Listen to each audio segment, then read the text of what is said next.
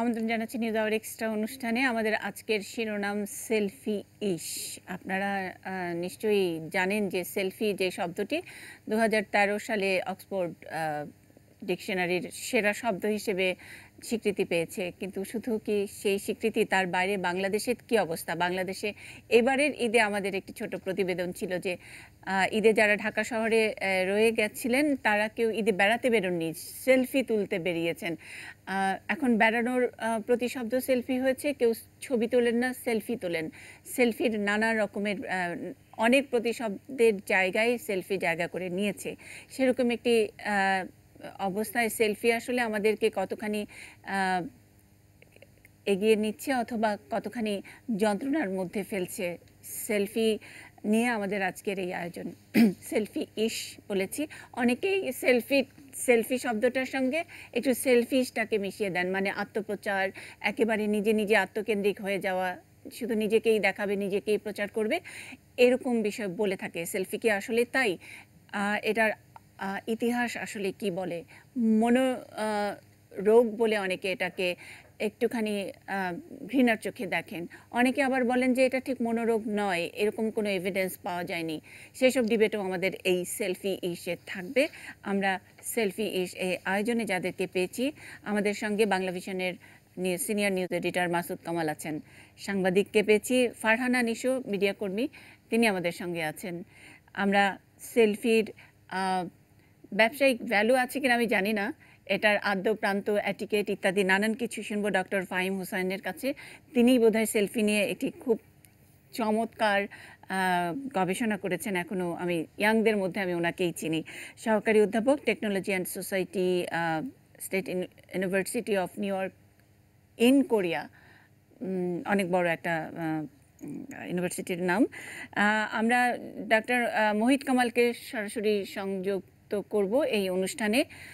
সহকর্মী প্রীতরেজা আছেন। প্রীতরেজা আজকে যেই চেয়ারে বসেছেন, সহ উপস্থাপকের চেয়ার, তিনি সেলফির কিভাবে তুলতে হয় সেসব বিষয় নিয়ে কথা বলবেন, কখনো কখনো এই অনুষ্ঠানের সহ উপস্থাপনার দায়িত্ব পালন করবেন। আমরা রাজনীতিবিদ পেয়েছি অপু উকিলকে, সাধারণ সম্পাদক আওয়ামী যুব মহিলা লীগ, তিনি আমাদের সঙ্গে আছেন, এই বিষয় নিয়ে কথা বলবেন। তাছাড়া আমরা অস্ট্রেলিয়া থেকে যুক্ত হব দিদার হুসাইন, তিনি মাসিক দিনলিপির সম্পাদক এবং যুবলীগের অস্ট্রেলিয়া শাখার তিনি একজন কর্মী। সবার আগে একটু সেলফি নিয়ে যেসব শিরোনামগুলো আছে, অনেক শিরোনাম, এবং সেগুলো পড়লে আসলে আমাদের নির্ধারিত 2 ঘন্টা শেষ হয়ে যাবে। তারপরেও দু একটি একটু জানাতে চাই। সেলফি তুলতে গিয়ে ঢেউয়ের কবলে, এগুলো বাংলাদেশের খবর। সেলফি তুলতে গিয়ে ট্রেনে কাটা পড়ে মৃত্যু, সেলফি তুলতে গিয়ে প্রাণ গেল কিশোরের, কুমিরের সঙ্গে সেলফি তুলতে গিয়ে, এটা অবশ্য বাংলাদেশে নয়, থাইল্যান্ডের ঘটনা। মাথায় পিস্তল থেকে সেলফি, কিশোরের মৃত্যু, এটাও বাংলাদেশের ঘটনা নয়, কিন্তু বাংলাদেশে সেলফি তুলতে গিয়ে খুবই কিছু হৃদয় বিদারক ঘটনা। আমরা জানি যে সাকিব আল হাসানকে কক্সবাজারে নামিয়ে দিয়ে যেই হেলিকপ্টারটি আসছিল, সেই হেলিকপ্টারের চালক তিনি একটু নিচু দিয়ে হেলিকপ্টারটি চালাচ্ছিলেন এবং একটু সেলফি তোলার চেষ্টা করছিলেন এবং ভয়াবহ দুর্ঘটনার মধ্যে পড়ে। এরকম অনেক ঘটনাই আমরা জানি। সেলফি কি আসলে সেলিব্রেট করার মতো? ঈদের রিপোর্টটি আমরা একটু দেখব, দেখে আমাদের কিশোরের ঈদের রিপোর্টটি দেখে আমরা আসি। সেলফি মানে হালকা আঙুলের ছোঁয়া, ফ্রন্ট ক্যামেরায় এক ক্লিকেই ছবি, ঘোরাঘুরি, আনন্দ আর খুনসুটি ফ্রেমবন্দি, ইচ্ছে হলেই ক্লিক ক্লিক শব্দে স্মৃতিবন্দি। কিন্তু অনেক এনজয় করা হয়, আসলে আমাদের মোমেন্টগুলি ক্যাপচার করা হয়। আরেকজনের অপেক্ষা করতে হতো যে এইভাবে না ওইভাবে করে তারপর ছবি তোলা, কিন্তু এখন তো যখন তখন যেভাবে খুশি তখন ছবি তুলতে পারছি। যেন নেক্সট ইয়ারে এগুলো মনে রাখি, আর ফেসবুকে তো অবভিয়াসলি আপলোড দিবই, সেটার মধ্যে আনন্দ আর সেলফি উন্মাদনায় নিজের গ্যাজেটকে সঙ্গী করেই যেন সব আনন্দ, ট্রেন্ডের সঙ্গে তাল মেলানোই যেন স্মার্টনেস। কোন ক্যামেরাটাতে ভালো একটা সেলফি তোলা যায়, ভালো সেলফি আসবে, সেটা তো অবশ্যই দেখে। অ্যাকচুয়ালি মোবাইল তো মানে ক্যামেরার জন্য যখন যেটা ট্রেন্ড আসে তখন এর জন্য সেটাই উপযুক্ত মনে হয়, কারণ এখন আমাদের এটা ট্রেন্ড। সময় বদলের সঙ্গে পাল্টে যাচ্ছে আনন্দের ধরন, এ কারণেই উৎসবের দিনে সেলফি মাস্ট। ফ্রেন্ড সার্কেল আছে, ওদেরকে নিয়েই তো সেলফি তুলতেছি, তো ওদেরকে আনন্দ দেওয়ার জন্যই তো এগুলাই। সেলফির অস্বাভাবিক প্রবণতাকে মনোবিদরা বলেন সেলফাইটিস। এ রোগে ভুগছে বিশ্ব। নতুন নতুন গেজেট, নতুন চমক বাড়িয়ে চলেছে মানসিক স্বাস্থ্যের ঝুঁকি। স্মৃতি বড় মধুর। স্মৃতি ধরে রাখার ধরন পাল্টালেও পাল্টায়নি আবেদন। আমি তো যেখানে যাই সেখানে সেলফি, আর কোনো কিছু মিসই করি না। আমার মানে যেখানেই যাই, যেটাই আমার পছন্দ আমি সাথে সাথে ক্যাপচার করে ফেলি। যত দিন চলে আসতেছে নতুন নতুন, তত নতুন নতুন স্টাইল বের হচ্ছে। এখন সেলফি যুগ চলছে, সামনে আবার কুলফি আসবে। এত আনন্দ আর ফুর্তির ভিড়েও প্রশ্ন জাগে, স্মৃতিকে ফ্রেমবন্দি করতে গিয়ে আমরা কি হারাচ্ছি আবেগ? Kishore Jahan, ATN news, Dhaka. Doctor Fahim Hussain, আমি আপনার কাছে যাই। কিশোর যেভাবে শুরু করলো সেলফি মানে আঙুলের টাচে একটা ছবি, মোবাইলটাকে একটু বাঁকা করে ছবি, মুখ ভেঙচি দিয়ে একটা ভিন্ন রকমের অঙ্গভঙ্গি ইত্যাদি নানান কিছু, সেটা তার মনের মাধুরী নিয়ে করেছে। আপনি আপনার গবেষণায় কি বলে সেলফি মানে কি? অনেক সময় আমরা সেলফির সঙ্গে সেলফিশ ব্যাপারটি একসঙ্গে জুড়ে দেই। আসলে কি সেলফি মানে সেলফিশনেসের একটা প্রকাশ, আত্মপ্রচারের প্রকাশ? ধন্যবাদ মনীষা। ছোটবেলায় আমরা পড়েছিলাম, আমাদের বিজ্ঞান বইগুলোতে ছিল এসো নিজে করি। আমার মনে হয় সেলফির ব্যাপারটা অনেকটাই সেরকম, এসো নিজে করি। এটার মধ্যে একটা স্বনির্ভরতার ব্যাপার আছে অবশ্যই। এখানে আমরা যেসব মানুষদের কথা শুনছিলাম যে নিজেরা নিজেদের ছবি তুলছে, তো ব্যাপারটা আগেও ছিল, কিন্তু এই ব্যাপারটা সামনে নিয়ে আসা, নিজের ব্যাপারটা নিজে করা, মোমেন্টগুলোকে ক্যাপচার করা, এটা যেমন আমাদের জন্য খুব আকর্ষণীয়, আমরা বলতে বোঝাচ্ছি আমাদের কনজিউমাররা, সেরকম আমার মনে হয় যারা পণ্য বিক্রি করছেন, যারা হার্ডওয়্যার বিক্রি করছেন, যারা বিভিন্ন প্ল্যাটফর্মে কাজ করছেন, ফেসবুক, টুইটার, ইনস্টাগ্রাম, স্ন্যাপচ্যাট, ওদের জন্য ব্যাপারটা খুব জরুরি। যত ইন্টারঅ্যাক্টিভভাবে, যত দ্রুত আমরা কোনো মধ্যস্বত্ব ছাড়াই আমরা কাছাকাছি পৌঁছে যেতে পারবো, নিয়ন্ত্রণ করতে পারবো এবং কানেক্ট করতে পারবো, তো সেই সব ক্ষেত্র থেকে তো সেলফি একটা, আমার টু সাম এক্সটেন্ট আমার মনে হয় উইন উইন সিচুয়েশন। বাট অবশ্যই এটার অনেক খারাপ এবং ভালো দুদিকই আছে। খুবই ইন্টারেস্টিং। আমরা বলছি সেলফি, আত্মপ্রচার ইত্যাদি, কিন্তু ইটস মানে এটা একটা প্রোডাক্ট, এবং এই প্রোডাক্টটা থেকে যারা এই প্রোডাক্টের সঙ্গে সংশ্লিষ্ট কিছু ডিভাইস, কিছু সফটওয়্যার ইত্যাদি করে, তারা নানাভাবে লাভবান হচ্ছে। আমরা তাহলে কি হচ্ছি? আমরা সেলফি থেকে কি পাচ্ছি? আমরা আমরা তো দিচ্ছি। আমি একটু ফারহানা নিশোর কাছে যাই। প্রোডাক্টের জন্য আমরা যারা প্রোডাক্ট হাতে তুলে দিচ্ছি, যারা বিক্রি করেন বিজনেস পার্সনদের জন্য, আর সেলফির যারা আমরা সেলফি তুলছি, অথবা সেলফি আমাদেরকে কতখানি স্বস্তি অথবা অস্বস্তি দিচ্ছে? আমার মনে হয় প্রথমে যে ব্যাপারটা ছিল, বা এতক্ষণ যেভাবে কথাগুলো শুনলাম, যে সেলফি ব্যাপারটা আসলে একদম নিজস্ব একটা ব্যাপার হওয়ার কথা ছিল, নিজের স্যাটিসফ্যাকশনের জন্য, বা অনেক সময় নিজের মতো করে নিজের কিছু ছবি নিজের জন্য তোলা, বা খুব কাছের কিছু মানুষজনদেরকে নিয়ে কিছু ছবি তোলা। কিন্তু এখন আমার মনে হয় ব্যাপারটা আসলে এত বেশি অন্যরকম হয়ে গেছে, যেটা আসলে স্বস্তির চেয়ে অস্বস্তি অনেক বেশি তৈরি করে ফেলছে।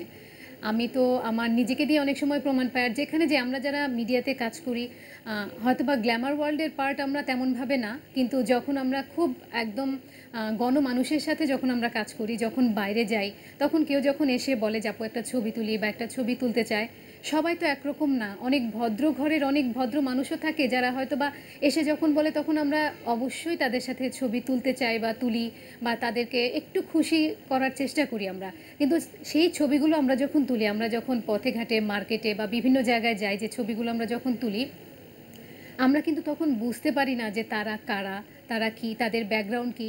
তারা এখান থেকে যে আমার সাথে ছবিটা তোলার পরেই তারা কোনো ধরনের যে কোনো খারাপ কাজে লিপ্ত হলো কি না, বা তার আগে তাদের কি আছে, আমাদের পক্ষে কিন্তু সেই জিনিসগুলো জানা সবসময় সম্ভব হয় না। আর যদি ছবি না তুলতে চাই, তাহলে হয়তো বা দু চারটা খারাপ কথা তখনও শুনতে হয়, পরবর্তীতেও শুনতে হয় যে হ্যাঁ এত করে বললাম, এত ভাব, ছবি তুললো না, খুব অহংকার, এই ধরনের কথাবার্তাও আমাদেরকে শুনতে হয়। সো যখন চেষ্টা করি মানুষকে খুশি করার, তখন সেদিক থেকে বিপদটাও সমানভাবে আমাদের দিকে চলে আসে। মানে আসলে কারো কারো জন্য সেলফি উভয় সংকট, মানে তুললেও সংকট, না তুললেও সংকট। ফারহানা নিশোর একেবারে নিজের অভিজ্ঞতা থেকে বলছিলেন। আমি একটু মাসুদ কামাল আপনার কাছে আসতে চাই। আমরা বিভিন্ন সময় মানে খবরের কাগজের এটা একটা ট্রেন্ড, বাংলাদেশের খবরের কাগজের একটি ট্রেন্ড যে যখন নাকি নির্বাচন এগিয়ে আসবে আমরা জানি, তখন আমরা বিভিন্ন নেতাদের মানে যারা দায়িত্বে আছেন, যারা এমপি অথবা যারা পদে আছেন, তাদের বিভিন্ন রকমের ছবি আমরা ছাপবো, আর তার পিছনে ডাইনে বামে কোনো ডাকাত, কোনো মাস্তান, কোনো জঙ্গি, তাদের ছবি গোল মার্ক দিয়ে দিয়ে আমরা ছাপি। এবং এটা আমরা ঠিক এই সেলফির এরা শুরু হওয়ার আগে কিছু স্টিল ছবি, কেউ মালা দিচ্ছেন, কেউ ফুল পরাচ্ছেন, কেউ সোনার নৌকা উপহার দিচ্ছেন, ইত্যাদি নানান ছবি, সেগুলো রাজনৈতিকভাবে ব্যবহৃত হয়। এবং আমরাই যারা নিউজ এডিটরের পদে বসে থাকি তারা কিন্তু আমরা ওইসব ছবি নিয়ে কিছু পলিটিক্যাল রিপোর্টের ছবি হিসেবে আমরা খুব ভালো ক্যাপশন হিসেবে দিতে চাই। এখন সেলফির যেই নুইসেন্স বা সেলফির যে বিড়ম্বনা, সেলফি যে কিভাবে একেবারে ব্যক্তিগত জীবনকেও দুঃসহ করে তোলে, তার ছোট্ট একটু নমুনা আসলে ফারহানা নিশো দিলেন। আর রাজনীতিবিদদের তো কথা নেই। সাংবাদিকরা আসলে তাহলে কি করবেন ভবিষ্যতে? আপনি নির্বাচন সামনে আসছে, আপনার তো সকলের সামনে সকলের ছবির পেছনে পেছনে আপনি প্রধানমন্ত্রীর ছবি একটি নেন, উনি যে সমুদ্র সৈকতে নামলেন এবং ওই ছবির ভাইরাল হয়েছে, ওই ছবির পেছনে ওখানকার সবচেয়ে বড় যে ইয়াবা ব্যবসায়ীর গিয়ে দৌড়ে গিয়ে পিছনে গিয়ে মুখটা দিয়েছেন। তার মানে কোনোভাবে জানে উনি বেঁচে যান, প্রধানমন্ত্রীর পেছনে ওনার মুখটা দিয়ে উনি আইনের ধরাছোঁয়ার বাইরে যাতে চলে যেতে পারেন, সেই চেষ্টাটা করেছেন। এখন আমরা সাংবাদিকরা তাহলে পরে কি করব? আমাদের তো অনেক সময় র্যাশনাল হওয়ার জন্য অনেকে আমাদের কাছে দাবি করে। এখানে আপনি যে কথাটা বললেন এটা আসলে এরকম হওয়া উচিত না। কারণ ধরেন আপনি তো এমনিতে মিডিয়া একজন ব্যক্তিত্ব, মিডিয়ার ব্যক্তিত্ব হিসেবে আপনার একটা পরিচিতি আছে, অনেকে আপনাকে চেনে। এখন আপনি কোথাও গেলেন, সেখানে যদি আপনার কোনো কেউ নিজেকে আপনার ভক্ত হিসেবে পরিচয় দেয় এবং বলে যে আপনার সঙ্গে আমি একটা সেলফি তুলতে চাই, আপনি মানা করবেন কীভাবে? আপনি যদি মানা করেন তখন বলবে কি যে উনি কত অহংকারী, একটু নাম হয়েছে তো এখন তুলতে চায় না, কিন্তু মানা করতে পারবেন না। যে কারণে আমরা তো প্রধানমন্ত্রীর সঙ্গে অনেকে সেলফি দেখি। এখন প্রধানমন্ত্রী কি সব সেলফিতে অত্যন্ত আগ্রহের সঙ্গে নিজে আগ্রহী হন, নাকি কেউ বললে তো মানা করা যায় না? এটা তো একটা মিনিমাম সৌজন্যতা, এটা তো হতেই থাকবে। প্রশ্নটা হলো অন্য জায়গায়। প্রশ্নটা হলো সেই সেলফি দেখিয়ে যদি কেউ বিশেষ সুবিধা নিতে চায়, সেই সুবিধা আপনি দিবেন কেন? সেই সুবিধাটা যদি আপনি না দেন, আইন প্রয়োগকারী সংস্থা যদি সেই সুবিধাটা না দেয়, তাহলে কিন্তু এই বিড়ম্বনা থাকে না। আপনি চলতে, এই দেশটা ছোট দেশ একটা, এখানে সবাই সবার আত্মীয়, কিন্তু আপনি আধা ঘন্টা আলাপ করেন দেখবেন যে কেউ আপনার আত্মীয় হয়ে গেছে। ছোট দেশ তো, তো সে আত্মীয় পরিচয়ে আপনার সঙ্গে কেউ সেলফি তুলতেই পারে। তার মনে কি ধান্দা কাজ করছে এটা তো আপনি জানবেন না, সেটা এক জিনিস। কোশ্চেনটা হলো অন্য জায়গায়। আপনি মানে এটা একদম রাজনৈতিক দৃষ্টিভঙ্গি থেকে একটা কথা বললাম আমি। আসলে সেলফি যেটা হচ্ছে এটা তো হতেই থাকবে। এটা মানুষের মধ্যে তো ওই যে বলা হয় না যে নার্সিসাস কমপ্লেক্স, যেটা নিজেকে ভালোবাসার যে যে প্রবণতাটা, এটা তো থাকবেই। এবং এটা থাকবে, সেই ছবি তুলবে, বিভিন্ন জায়গায় তুলবে। এবং এটা ইন্টারেস্টিং বিষয় কি জানেন, আমি আমার অভিজ্ঞতা থেকে দেখেছি, আমার মেয়ে প্রচুর সেলফি তুলে। তো আমি তাকে বলি এই তুই তুলোস, এগুলি কখনো দেখা হয় কখনো? এবং আমি অনেকের সঙ্গে আলোচনা করে দেখেছি, কেউ কিন্তু দেখে না, পরে ওই তোলার আনন্দে তুলে এবং নিজেকে ভালোবাসে বলে তুলে।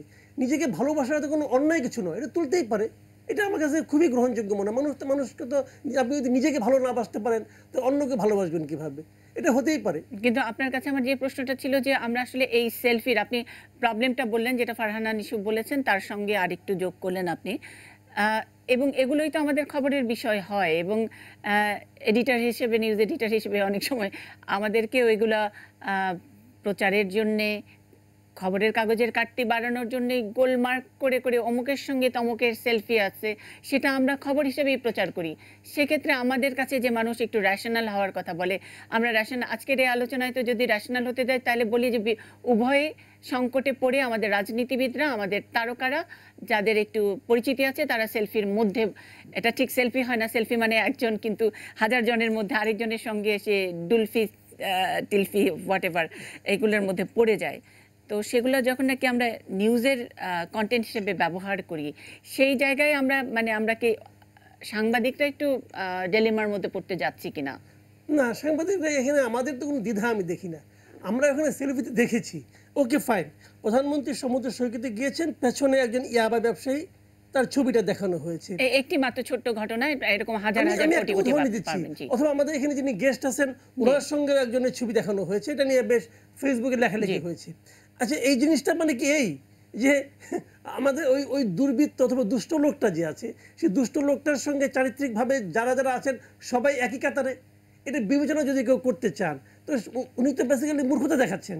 আমরা কি আসলে বিবেচনা করি কিনা, মানে ধরেন সেলফি নাইলে সেলফি, নিজের হাতে নিজে ছবিটা তুলে পোস্ট দিলাম, এখনকার ট্রেন্ড আমরা বলছি। যদি আমি একটু 8 বছর আগের পেছনে যাই, 7 বছর আগে যাই, আমরা কি দেখিনি যে যখন নাকি 2008-এর নির্বাচনের আগেও কিছু ছবি আমরা চেপেছি, পিছনে গোল মার্ক দেওয়া মানে একটি বিশাল কৃতিত্বের একটা ব্যাপার, যে অমুকের সঙ্গে অমুক দলবদল করে পিছনে গিয়ে সো অ্যান্ড সো ডাকাত দাঁড়িয়ে আছে অমুক নেতার সঙ্গে, সেই গোল মার্ক দিতে আমরা অনেক পছন্দ করি। এবার আমরা কি করব আসলে? এবার আপনি পছন্দ করেন আর না করেন, গোল মার্ক হতেই থাকবে, লোকে দেখবে। কারণ আসলে সত্যি কথা বলতে কি, আমরা আসলে তো নিউজ তো অনেক সময় আমরা সেল করি, আমরা বলি না, খুব খারাপ অর্থে বলি, আমরা তো আসলে সংবাদ বিক্রি করি। তো যে জিনিসটা ভালো বিকোবে সেটা করবে, আপনি গোল মার্ক থামাতে পারবেন না। স্কোয়ার মার্ক দেন, ট্রায়াঙ্গেল করেন, যাই করেন, মার্কিং কিন্তু হতেই থাকবে। এবং যাদের সঙ্গে মার্কিং থাকবে সেই বিখ্যাত লোকগুলো বিব্রত হতে থাকবেন, কি আর করা। কিন্তু সমস্যাটা হলো কি যে এগুলোকে পাত্তা না দেওয়াই উচিত আমি মনে করি। মানে পাত্তা তো নিশ্চয়ই আপনি দিবেন না, আমি দেব না, কিন্তু ভোটার বা সাধারণ মানুষ এবং ফারহানা নিশা হাত তুলছিলেন। জি, মনিদি, আমার যেটা মনে হয় যে এই যে একটু আগে বললেন উনি যে কি আমরা আসলে সংবাদ বিক্রি করি, এটা আমাদের কাজ হতে পারে বা আমরা এটা করি, কিন্তু কিছু সাধারণ মানুষের কাতারে যারা, তারা যখন আমাদের সংবাদগুলো ভিত্তিহীনভাবে বিক্রি করে তখন সেটাকে আমরা কি বলবো? এবং এই যে বিবেচনার কথা বলা হলো, সবসময় কি আসলে বিবেচনা হয়? বিবেচনা যদি সবসময় বিবেচনা হতো তাহলে হয়তোবা আমাকেই হয়তোবা এতখানি মূল্য দিতে হতো না একটা সেলফির জন্য। যে কেউ একজন, আমরা যে সবসময় যে বাইরে যে ছবি তুলতে হয় তা কিন্তু না। আমরা যখন কাজ করি আমাদের কাছে অনেকেই বিভিন্ন নাটকের প্রপোজাল হোক, সেটা ইভেন্টের প্রপোজাল হোক, বিভিন্ন অনুষ্ঠানের প্রপোজাল নিয়ে আমাদের কাছে আসেন। অনেককে হয়তো বা চিনি, অনেককে চিনি না। যাদেরকে চিনি না হয়তো বা আসলে যে আপু একটা ছবি তুলি, এখন আমার অফিসে আমার কাছে এসে একটা প্রপোজাল দিয়ে গেল এবং দেখা গেল সেই ইভেন্টটা খুবই সাকসেসফুল একটা ইভেন্টও ছিল, কিন্তু সেই ইভেন্টের আগে বা পরে তার ব্যক্তিগত পরিচয় কি, ব্যক্তিগতভাবে সে কেমন, এগুলো নিশ্চয়ই জানা আমার বা আমাদের পক্ষে সম্ভব না। এবং একটা ঘটনা যদি আগে ঘটে, পরবর্তীতে কিন্তু আমরা একটুখানি সতর্ক থাকতে পারি যে ঠিক আছে, এই লোকটা আগে এরকম একটা কাজ করেছে, সো আমি তার থেকে একটু সতর্ক থাকব। কিন্তু যার আগের রেকর্ড এই ধরনের নেই বা আমরা জানি না বা এতখানি প্রকাশিত না, তখন সেই ঘটনাগুলো আসলে আমরা কিভাবে হ্যান্ডেল করব, সেগুলো তো আমাদের হাতে থাকে না। সেদিক থেকে যে অবিচারটা হয়, যে অন্যায়টা হয়, সেটার কি কোনো প্রতিকারের কোনো ব্যবস্থা আমরা পেতে পারি? মানে আসলে অনেক সময় মিডিয়ায় যারা পরিচিত তারা এক ধরনের অবিচার বা অন্যায়, বা পলিটিশিয়ানরাও সেটার মধ্যে পড়েন। আবার সেলফির অ্যাটিকেট বলে একটা কথা আছে, সেগুলো নিয়ে আমরা কথা শুনবো। তার আগে সহকর্মী আহমেদ রাবি তানিমের একটা স্টোরি আমরা দেখব। কেউ বক্তৃতা করার সময় পেছনে কেউ দাঁড়াবে না, মঞ্চে এই আপনার পেছন যান, বক্তা বক্তৃতা করবে, ছবি দেখানোর জন্য পেছনে যান। এই ছবি আবার যখন টেলিভিশনে দেখাবে তখন আশেপাশে গিয়ে দেখেছো আমি কি জিনিস, এই চর্চার হতে দেব না। আমি যেখানে যাব আমি দেখব। সেলফি আসক্তি এমন পর্যায়ে পৌঁছেছে যে সিলেটে বহিষ্কৃত ছাত্রলীগ কর্মী বদরুলের রোশানলের শিকার খাদিজাকে নিয়েও সেলফি তুলে ফেসবুকে দিতে ছাড়েননি অনেক নেত্রী, যা সমালোচনার ঝড় তুলেছিল সামাজিক যোগাযোগ মাধ্যমে। অন্যদিকে টেকনাফের আলোচিত সমালোচিত এমপি বদির সেলফি কাণ্ড তো ছাড়িয়ে গেছে বাকি সবাইকে। দলের গুরুতর অসুস্থ এক নেতাকে অ্যাম্বুলেন্সে ঢাকা আনার সময়ও সেলফি তুলতে ছাড়েননি এই সাংসদ। আবার অনুরোধের ঢেকি গিলে তুলে কিংবা না জেনে যার তার সঙ্গে সেলফি তুলেও বিপদে পড়েছেন সমাজের অনেক পরিচিত মুখী। এই যেমন বনানীর রেন্ট্রি হোটেলে আলোচিত ধর্ষণের ঘটনায় গ্রেপ্তার হওয়া অন্যতম আসামি নাইম আশরাফ রাজীবের সাথেও সেলফি তুলে ভাবমূর্তির 12টা বেজে গেছে অনেক তারকার। বাংলাদেশের অনেকের এই সেলফি রোগে বিদেশের বাইরের নেতারাও ছাড় পাননি। শেখ হাসিনার সর্বশেষ ভারত সফরে প্রধানমন্ত্রী নরেন্দ্র মোদীর সঙ্গেও সেলফি তুলতে বেশ ব্যস্ত ছিলেন এদেশ থেকে যাওয়া রাজনীতিবিদ ও ব্যবসায়ীরা। শেষ পর্যন্ত সেলফির রোগ থেকে বাদ যায়নি বাংলাদেশের বুকে দাগ কাটা হলি আর্টিজান। শ্রদ্ধা জানাতে আসা অনেকেই এমন শোকাবহ জায়গায় তুলেছেন উৎসবের সেলফি। সবকিছু মিলে বাংলাদেশের সংস্কৃতি ও রাজনীতি দুটোই হয়ে গেছে সেলফিময়। আহমেদ রাব্বি তানিম, এটিএন নিউজ, ঢাকা। তানিম যেটা বলছিলেন যে সেলফি রোগ, এই মনোরোগ, আসলে সেলফি রোগটা কতখানি ভয়াবহভাবে আমাদের আসলে মননের মধ্যে বসেছে, আমাদের বাংলাদেশের কথা বলছি। সেলফির এটিকেট নিয়ে আমরা নিশ্চয়ই কথা শুনবো। আমাদের সঙ্গে ডক্টর মোহিত কামাল আছেন, মনোচিকিৎসক, হেড অফ সাইকোথেরাপি, তিনি জাতীয় মানসিক স্বাস্থ্য ইনস্টিটিউটে আছেন। আমরা ডক্টর মোহিত কামাল আপনার কাছ থেকে একটু জানতে চাই, সেলফিটা কতখানি গভীর রোগ এবং বাংলাদেশে আপনি এটাকে কিভাবে মূল্যায়ন করছেন? অনেক কেস পাই সেলফি নিয়ে, যদি এটাকে বলা হয় নার্সিসিজম বলা হচ্ছে, আত্মপ্রেম বলা হচ্ছে, কিন্তু যদি আমরা একটু মনস্তাত্ত্বিকভাবে বিশ্লেষণ করে দেখি তাহলে দেখব যে আত্মপ্রেমের ভিতরে আছে এক ধরনের শূন্যতা, এক ধরনের হাহাকার, আমরা এক ধরনের একাকিত্ব, এবং তার মধ্যে আছে ল্যাক অফ কনফিডেন্স, অর্থাৎ তার আত্মবিশ্বাসের ঘাটতি। যখন আমরা কনফিডেন্স বলি তখন confidence equal to self efficacy and optimism, অর্থাৎ তার নিজের ব্যক্তিত্বের মধ্যে তার দক্ষতারও ঘাটতি আছে এবং তার নিজের জীবনের যে নিশানা কি, আশা কি, সে বিষয়ে তার ঘাটতি আছে। এইসব জিনিসগুলো প্রতিফলিত হয় এবং সবচেয়ে বড় যে জিনিসটা প্রতিফলিত হয় মনস্তাত্ত্বিকভাবে আমরা দেখি, ব্যক্তির dissatisfaction related to figure, configuration, সৌন্দর্য, লাবণ্য, এগুলো নিয়ে তাদের ভিতরে একটা হতাশার, একটি অসন্তুষ্টির একটি বীজ রোপিত হয়ে থাকে। তো এগুলো এই আত্মপ্রেমের আড়ালে কিন্তু এগুলো লুকিয়ে আছে। এখন এগুলিকে ডাব্লিউপিএ, আমেরিকান সাইকিয়াট্রিক অ্যাসোসিয়েশন 2015 সালে এটাকে রোগ হিসেবে চিহ্নিত করেছেন। এটার নাম দিয়েছেন সেলফিটিস। তো সেলফিটিসকে 3টা ধাপে বিভক্ত করেছেন। একটা হচ্ছে বর্ডার লাইন আমরা বলবো, একটা হচ্ছে একিউট সেলফিটিস, আর একটা হচ্ছে ক্রনিক সেলফিটিস। বর্ডার লাইন কখন বলছি? বর্ডার লাইন আমরা বলছি যখন ব্যক্তি দিনে 3টি সেলফি তুললো এবং তুললে সে একটা নিজের মধ্যে একটা আনন্দ পেল। আপনি যেটা বলছিলেন মুখ ভেক্সকি দিয়ে তুলে, এই করে কোনো একটা অনুষ্ঠানে হই হুল্লোড়ের মাধ্যমে একটা ছবি তুললো, এরকম 3টি ছবি তুললো, কিন্তু এই ছবিগুলো সে পোস্ট করলো না সোশ্যাল মিডিয়াতে, এটাকে আমরা বলছি বর্ডার লাইন। আর একটা বলছে একিউট সেলফিটিস, সেটা হচ্ছে দিনে সে 3টি সেলফি তুলছে এবং তোলার পরে সেগুলিকে প্রত্যেকটি ছবিকে ফেসবুকে বা সোশ্যাল মিডিয়াতে পোস্টিং দিচ্ছে, এটি একটি দিক। আরেকটি দিক হচ্ছে ক্রনিক সেলফিটিস, সে আনলিমিটেড সেলফি তুলছে দিনে এবং আনলিমিটেড সে পোস্টিং দিচ্ছে, এবং সেই পোস্টিংগুলো তার জীবনের যে অন্যান্য যে অনুষঙ্গগুলো আছে, তার যে উৎসাহ, আগ্রহ, আকাঙ্ক্ষা আছে, যেগুলোকে মানুষ তাকে লক্ষ্যের দিকে টেনে নিয়ে যায়, সেগুলো থেকে কিছুটা বিচ্ছিন্ন করে ফেলে। সুতরাং তার লক্ষ্যমুখী জীবন বিভিন্নভাবে বাধাগ্রস্ত হয়। আপনারা বলার চেষ্টা করেছেন যে একজনের সাথে উকি দিয়ে একটা ছবি তুললো, যার সাথে তুললো সে খুব সরল মনে তুললো। এখানে ডেফিনেটলি আমি সরল মনে চিন্তা করব, আপনি মুন্নিশা, আপনি একজন স্টার, আপনি কোথাও যান দেখবেন যে সবাই মুন্নিশার সাথে একটা ছবি তুলতে চাইবে। এই ছবি দিয়ে কখনো প্রমাণ হবে না যদি সে ক্রিমিনাল হয়, মুন্নিশার সাথে ক্রিমিনাল সংযুক্ত, এটা যারা ভেবে নেবেন তারা আসলে ভুল করবেন। সুতরাং এটা ঠিক যে একজন প্রধানমন্ত্রীর সাথে যখন ছবি তুলতে চায় সেখানে সিকিউরিটি থাকে, কারা তার আশেপাশে যেতে পারবে সেটা নির্ধারিত থাকে, সেটা তাদের একটি বিষয়। তাহলে আমরা এখন দেখব যে আমেরিকান সাইকিয়াট্রিক অ্যাসোসিয়েশন যেটাকে ডিসঅর্ডার বলছে, ক্রনিক সেলফিটিস আনকন্ট্রোল, সেটার আমরা কিভাবে চিকিৎসা করব। আমাদের কিছু কিন্তু মা বাবারা আসে, দুটো জিনিস নিয়ে আসে, একটা হচ্ছে এখনকার কালচারে একটা হচ্ছে গেমস এডিকশন নিয়ে আসে, বিশেষ করে টিনেজারদের, আর একটা হচ্ছে সেলফিটিস নিয়ে আসে টিনেজারদের। ডক্টর মোহিত কামাল, আমরা চিকিৎসার বিষয়টি শুনবো আপনার কাছে, কারণ আসলে চিকিৎসা আসলে ব্যক্তির বা সেলফি যিনি তুলছেন তারও দরকার, সমাজেরও দরকার। টোটাল চিকিৎসার ব্যবস্থাপত্রটা আপনার কাছে নেব। তার আগে আপনি যেটা বলছেন যে রোগ এবং অনেকগুলো ধাপ, 3টি ধাপের কথা বললেন। আমাদের মধ্যে একজন আছেন অনিক খান, লেখক ও ছড়াকার। তিনি অবশ্য সেলফিটিস এটা যে একটা রোগ সেটা তিনি মানতে চান না। অনিক খানের যুক্তিটা আমি একটু শুনে নিতে চাই।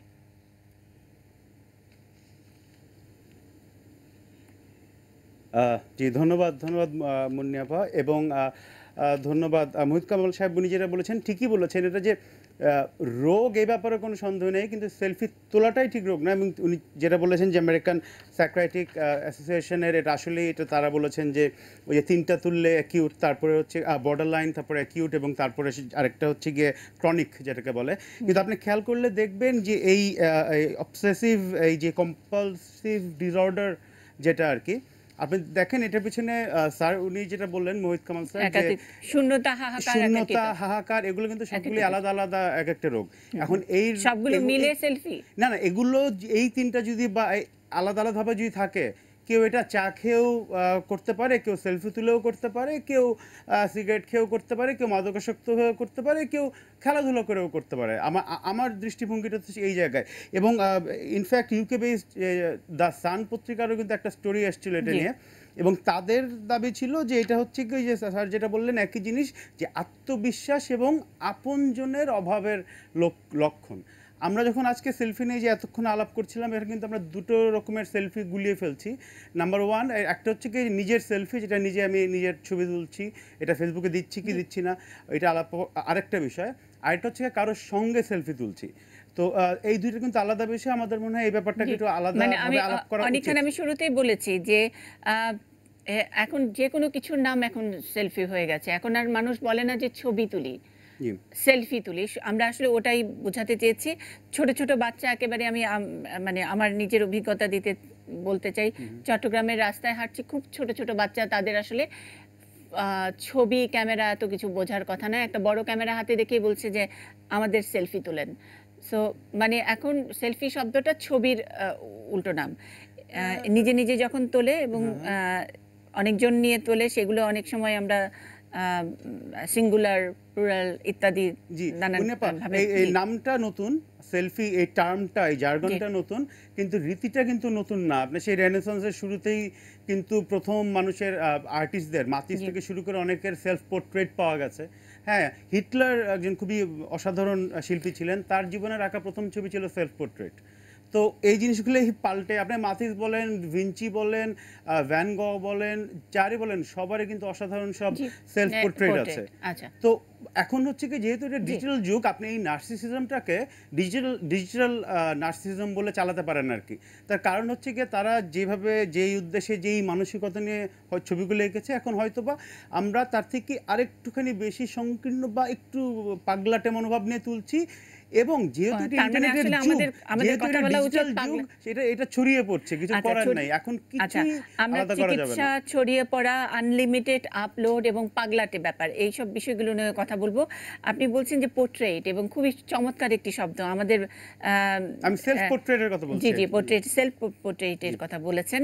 তার সঙ্গে তো ছবি, পোর্ট্রেট ছবি ইত্যাদি আছে। ফটোগ্রাফার আমাদের সঙ্গে আছেন, স্বনামধন্য ফটোগ্রাফার, এবং এটি নিউজের একজন সফল উপস্থাপক। একই সঙ্গে তিনি আজকে উপস্থাপক এবং কি বলবো, অতিথি উপস্থাপক, ডাবল হ্যাট ব্যবহার করছেন। আমরা একটু সেলফি পোর্ট্রেট নিয়ে পড়াশোনা কিরকম বা আপনি কোচিং কিরকম করান সেটা একটু জানতে চাই। আপনার কোনো সাজেশন আছে কিনা? সো আমি একটা জিনিস বলতে চাই যে সেটা, পানি তো আমাদের জীবন বাঁচায়, কিন্তু অতিরিক্ত তো যে কোনো কিছু খারাপ। আমি যদি অনেক বেশি পানি খাই, সেটাও তো আমার জন্য খারাপ হবে, জীবন বাঁচানোর বদলে সেটা আসলে জীবন নাশী হতে পারে। সো আমার কাছে সেলফিটাকে আমি আসলে কোনোভাবেই খারাপভাবে দেখছি না, কিন্তু আমার কাছে মনে হয় যে আসলে এটার ব্যবহার জানাটা আমার প্রয়োজন। সেক্ষেত্রে আমি তো আসলে বলবো যে সেলফিটাকে কেন আসলে আমি সমস্যা বলছি, সমস্যাটা তো আসলে আমার শিক্ষা ব্যবস্থায়। কারণ সেই শিক্ষা ব্যবস্থাতে আসলে আমাকে শিখিয়েছে যে আসলে একটা রেস্টুরেন্টে বসে চেক ইন দেওয়াটা আসলে কুল ব্যাপার, স্মার্টনেসের ব্যাপার, নাকি আসলে রবীন্দ্রনাথ পড়ে বা জীবনানন্দ পড়ে আসলে চেক ইন দেওয়াটা আসলে কুল ব্যাপার। সেটা তো তাহলে আসলে সেলফি সমস্যা না। যেই ক্যামেরাটা ব্যবহার করে আমি সেলফি তুলছি, সেই একই ক্যামেরাটাকে কিন্তু আমি সিটিজেন জার্নালিস্ট হিসেবে আমার টুল হিসেবে ব্যবহার করছি। সেই একইটা টুল ব্যবহার করেও কিন্তু আমি আসলে সেলফি তুলছি। তাহলে আসলে আমরা কেন বারবার টুলটাকে দোষ দিচ্ছি যে সেলফিতে সমস্যা বা ক্যামেরাতে সমস্যা? ক্যামেরা হাতে চলে আসাতে তো ভালো। আমি তো মনে করি যে প্রত্যেকটা সিটিজেন এখন সিটিজেন জার্নালিস্ট। আপনি জানবেন মুন্নিয়াপা যে রেসিডেন্সিয়াল মডেল স্কুলের সামনে, বাচ্চাদের ওই স্কুলটার সামনেও দেয়াল লিখন ছিল, খুব নোংরা কিছু কথা লিখেছিল, যেটা আসলে একদমই অশালীন। এক ভদ্রমহিলা সেখানে হাঁটতে যান নিয়মিত, তিনি সেই ছবিটা তুলে পোস্ট করেছিলেন এবং 2 দিনের মধ্যে স্কুল কর্তৃপক্ষ সেটা মুছে নিয়ে তিনি সেটার জন্য স্কুল কর্তৃপক্ষ ক্ষমা চেয়েছে। সো সেই একই ক্যামেরা ব্যবহার করে যদি কেউ মৃত ব্যক্তির সাথে সেলফি তোলে, সেই একই ক্যামেরা ব্যবহার করে যদি কেউ একজন সেলিব্রিটির সাথে নিজের আনন্দের জন্য একটা ছবি তোলে, তাহলে তো আসলে টুলটাতে সমস্যা না, প্রয়োগটাতে সমস্যা। আমার শিক্ষা ব্যবস্থাতে সমস্যা, আসলে কোনটা আসলে কুল কোনটা কুল না সেটা আসলে আমি জানি না। মানে আমরা যেটা বলছিলাম না, চিকিৎসার দরকার, সমাজের চিকিৎসার দরকার, আরও অন্যান্য অনেকগুলো পয়েন্ট আমাদের এই আলোচনায় এসছে, কিন্তু তারপরেও এই যে নিজে নিজে ছবি তোলার যে বিষয়টি, সেটার জন্য তো আরও অনেক বেশি অনেকেই যত্নশীল হয়। এটার জন্য আপনার কাছে পড়াশোনা মানে সেলফি নিয়ে বিশেষ কোর্স চালু হওয়ার খবর আপনি জানেন কিনা? সো আপনি নিজে আমি বোধহয় একটু সেক্ষেত্রে একটু দোষী হব। সেলফি যখন আসলে বাংলাদেশের জনপ্রিয়তা পাচ্ছিল, তখন আমি একটা টেলকোর জন্য বানিয়েছিলাম যে how to take better selfie. So selfie যখন তুলবে, যেহেতু আমি আসলে একজন আলোকচিত্রী, কিভাবে আসলে ভালো ছবি তোলা যেতে পারে, এবং আমি একজন আলোকচিত্রী হিসেবে আমার দুঃখের কথা শেয়ার করতে চাই। সেলফি তো আমি কেন পছন্দ করছি, আমি একবার ডেভিড কপারফিল্ডের শো দেখার সৌভাগ্য হয়েছিল আমার, সেই বিখ্যাত জাদুকর।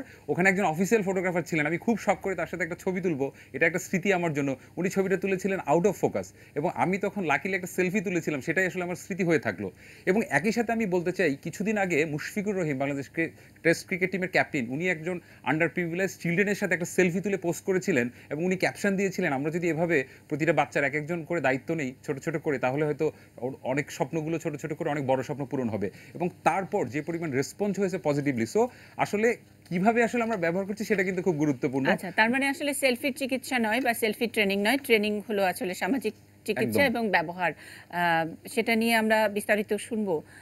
ডক্টর ফাহিম হুসাইন হাত তুলছিলেন, আমরা ফাহিম হুসাইনের কাছে যাব, আরও অনেক অতিথিরা আছেন আমাদের সঙ্গে। একটা ছোট্ট বিরতি।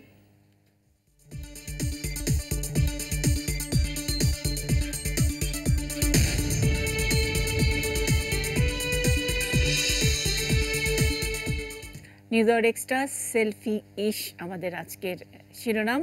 আমরা যাদেরকে পেয়েছি আমাদের সঙ্গে, মাসুদ কামাল বাংলা ভিশনের senior news editor, Farhana Nisho media কর্মী, তিনি আছেন আমাদের সঙ্গে। আছেন আওয়ামী যুবলীগের সাধারণ সম্পাদক উকিল ডক্টর মোহিত কামাল, তিনি আমাদের সঙ্গে সরাসরি সংযুক্ত হয়েছেন। ডক্টর ফাহিম হুসাইন, সহকারী অধ্যাপক, technology and society, state university of new York in Korea. আমরা অনেক খানকে পেয়েছি, এবং আলোকচিত্রী প্রীত রেজাও আমাদের সঙ্গে আছেন। আমরা ডক্টর ফাহিম হুসাইনের কাছে যাব, তার আগে একটা ছোট্ট তথ্য একটু পড়ে শোনাতে চাই। সেলফি নিয়ে অনেক আলোচনা। যুক্তরাজ্যের ড্যানি বোমান নামে এক যুবক, 19 বছর বয়সী। বোমান মাত্রাতিরিক্ত ঘুমের বড়ি খেয়ে আত্মহত্যা করেছে, এবং যে আত্মহত্যার খবরটি ডেইলি মিরর পত্রিকায় ছাপা হয়েছে, এবং সেখানে যেটা বলা হয়েছে যে তার আত্মহত্যার কারণ সেলফি। তিনি 3 বছর আগে থেকে সেলফি পোস্ট করেন, কিন্তু তার চেহারার বিষয়ে বন্ধুদের বক্তব্যটি নিয়ে তিনি বিচলিত হন, এবং বছর 2 ধরে তিনি প্রতিদিন 200টি সেলফি পোস্ট করতে থাকেন। এর জন্যে দিনে গড়ে 10 ঘন্টার মতো সময় ব্যয় করতেন।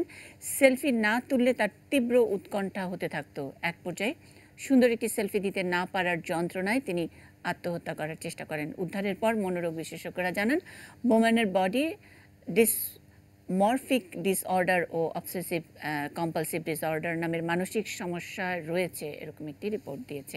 যাই হোক, আমরা ডক্টর ফাহিম হুসাইনের কাছে যাব। অনেকক্ষণ ধরে দৃষ্টি আকর্ষণের চেষ্টা করছিলেন ফাহিম। ধন্যবাদ। এখানে বেশ কিছু ব্যাপার আছে। আমি এখানে পিতরেজা এবং অনিক খানের সাথে বেশ একমত যে আমাদের এখানে আসলে ডিমোনাইজেশন করাটা ঠিক হবে না সেলফিকে। তবে প্রথমে একটা জিনিস বলে রাখা ভালো, ইন্টারনেটে আসলে অনেক ধরনের তথ্য উপাত্ত এবং ফেক নিউজের ব্যাপারগুলো ছড়িয়ে যায়।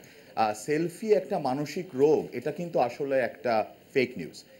এই ব্যাপারে আরও অনেক আপনি যদি ঘাটাঘাটি করবেন, আমি এইমাত্র আরেকবারও এটা শিওর হচ্ছিলাম, এই ব্যাপারে আমেরিকান সাইকোলজিক্যাল অ্যাসোসিয়েশন কোনো কিছু বলেনি। এই ব্যাপারটা ছড়িয়ে পড়েছিল 2014 সাল নাগাদ, এবং পরবর্তী সময়ে এটা নিয়ে তারা ক্ল্যারিফিকেশন দিয়েছিল। এবং আপনি ব্যাপারটা দেখুন, সেলফি আগে থেকে চলে আসছে, অনেক যেটা বলছিল, এটা জাস্ট আমাদের প্রায়োগিক ব্যাপারটা ভিন্ন হচ্ছে। এবং আমি দিনে 3টা সেলফি তুললে আমি একটু রোগী, 10টা সেলফি তুললে একেবারে ভয়ঙ্কর রোগী, এই ব্যাপারটা কিন্তু আসলে ওভাবে হয় না, কারণ টেকনোলজি এক জায়গা থেকে অন্য জায়গায় যাবে। আগে যেমন 36 হুইলের ফ্রেম ছিল, তারপরে এখন আমরা অসংখ্য মেমোরি কার্ডে তুলতে পারছি। সুতরাং টেকনোলজি স্পেসিফিকভাবে আমি মানসিক রোগের যে প্যারামিটারটা দিচ্ছি এটা সত্য নয়, এটা আমাদের বুঝতে হবে। অবশ্যই আমাদের ওভার এক্সেসিভ ইউজ হতে পারে, সেটা সেলফিও হতে পারে, সোশ্যাল নেটওয়ার্কও হতে পারে, but that's the bigger picture. এখানে শুধু সেলফি নিয়ে ব্যাপারটা যেটা বলা হচ্ছে এটা সঠিক না। এটা হচ্ছে নাম্বার ওয়ান। নাম্বার টু যে ব্যাপারটা আমি বলতে চাচ্ছি সেটা হচ্ছে এক্সপেকটেশন অফ প্রাইভেসি।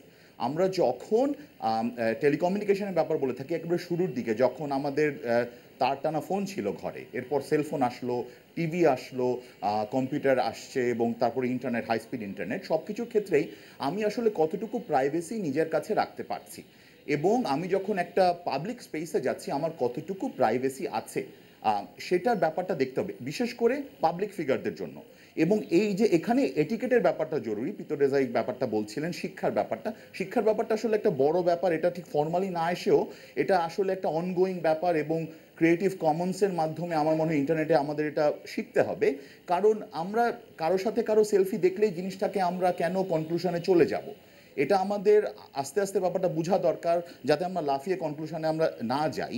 এটা খুব জরুরি, কারণ আমরা অনেক ক্ষেত্রে দেখেছি যে আমরা একজনের সাথে আরেকজনের ছবি দেখলে বলে দিচ্ছি তার সাথে গিয়েছে। সেক্ষেত্রে সেলফি কিন্তু কোনো ব্যাপার না। সেলফি না তুলেও আমি কিন্তু ছবি আমি তুলতে পারি, অন্যজনের সাথে আরেকজন তুলে দিল, অথবা আমি ছবিটা ম্যানিপুলেট করতে পারি। That's number two.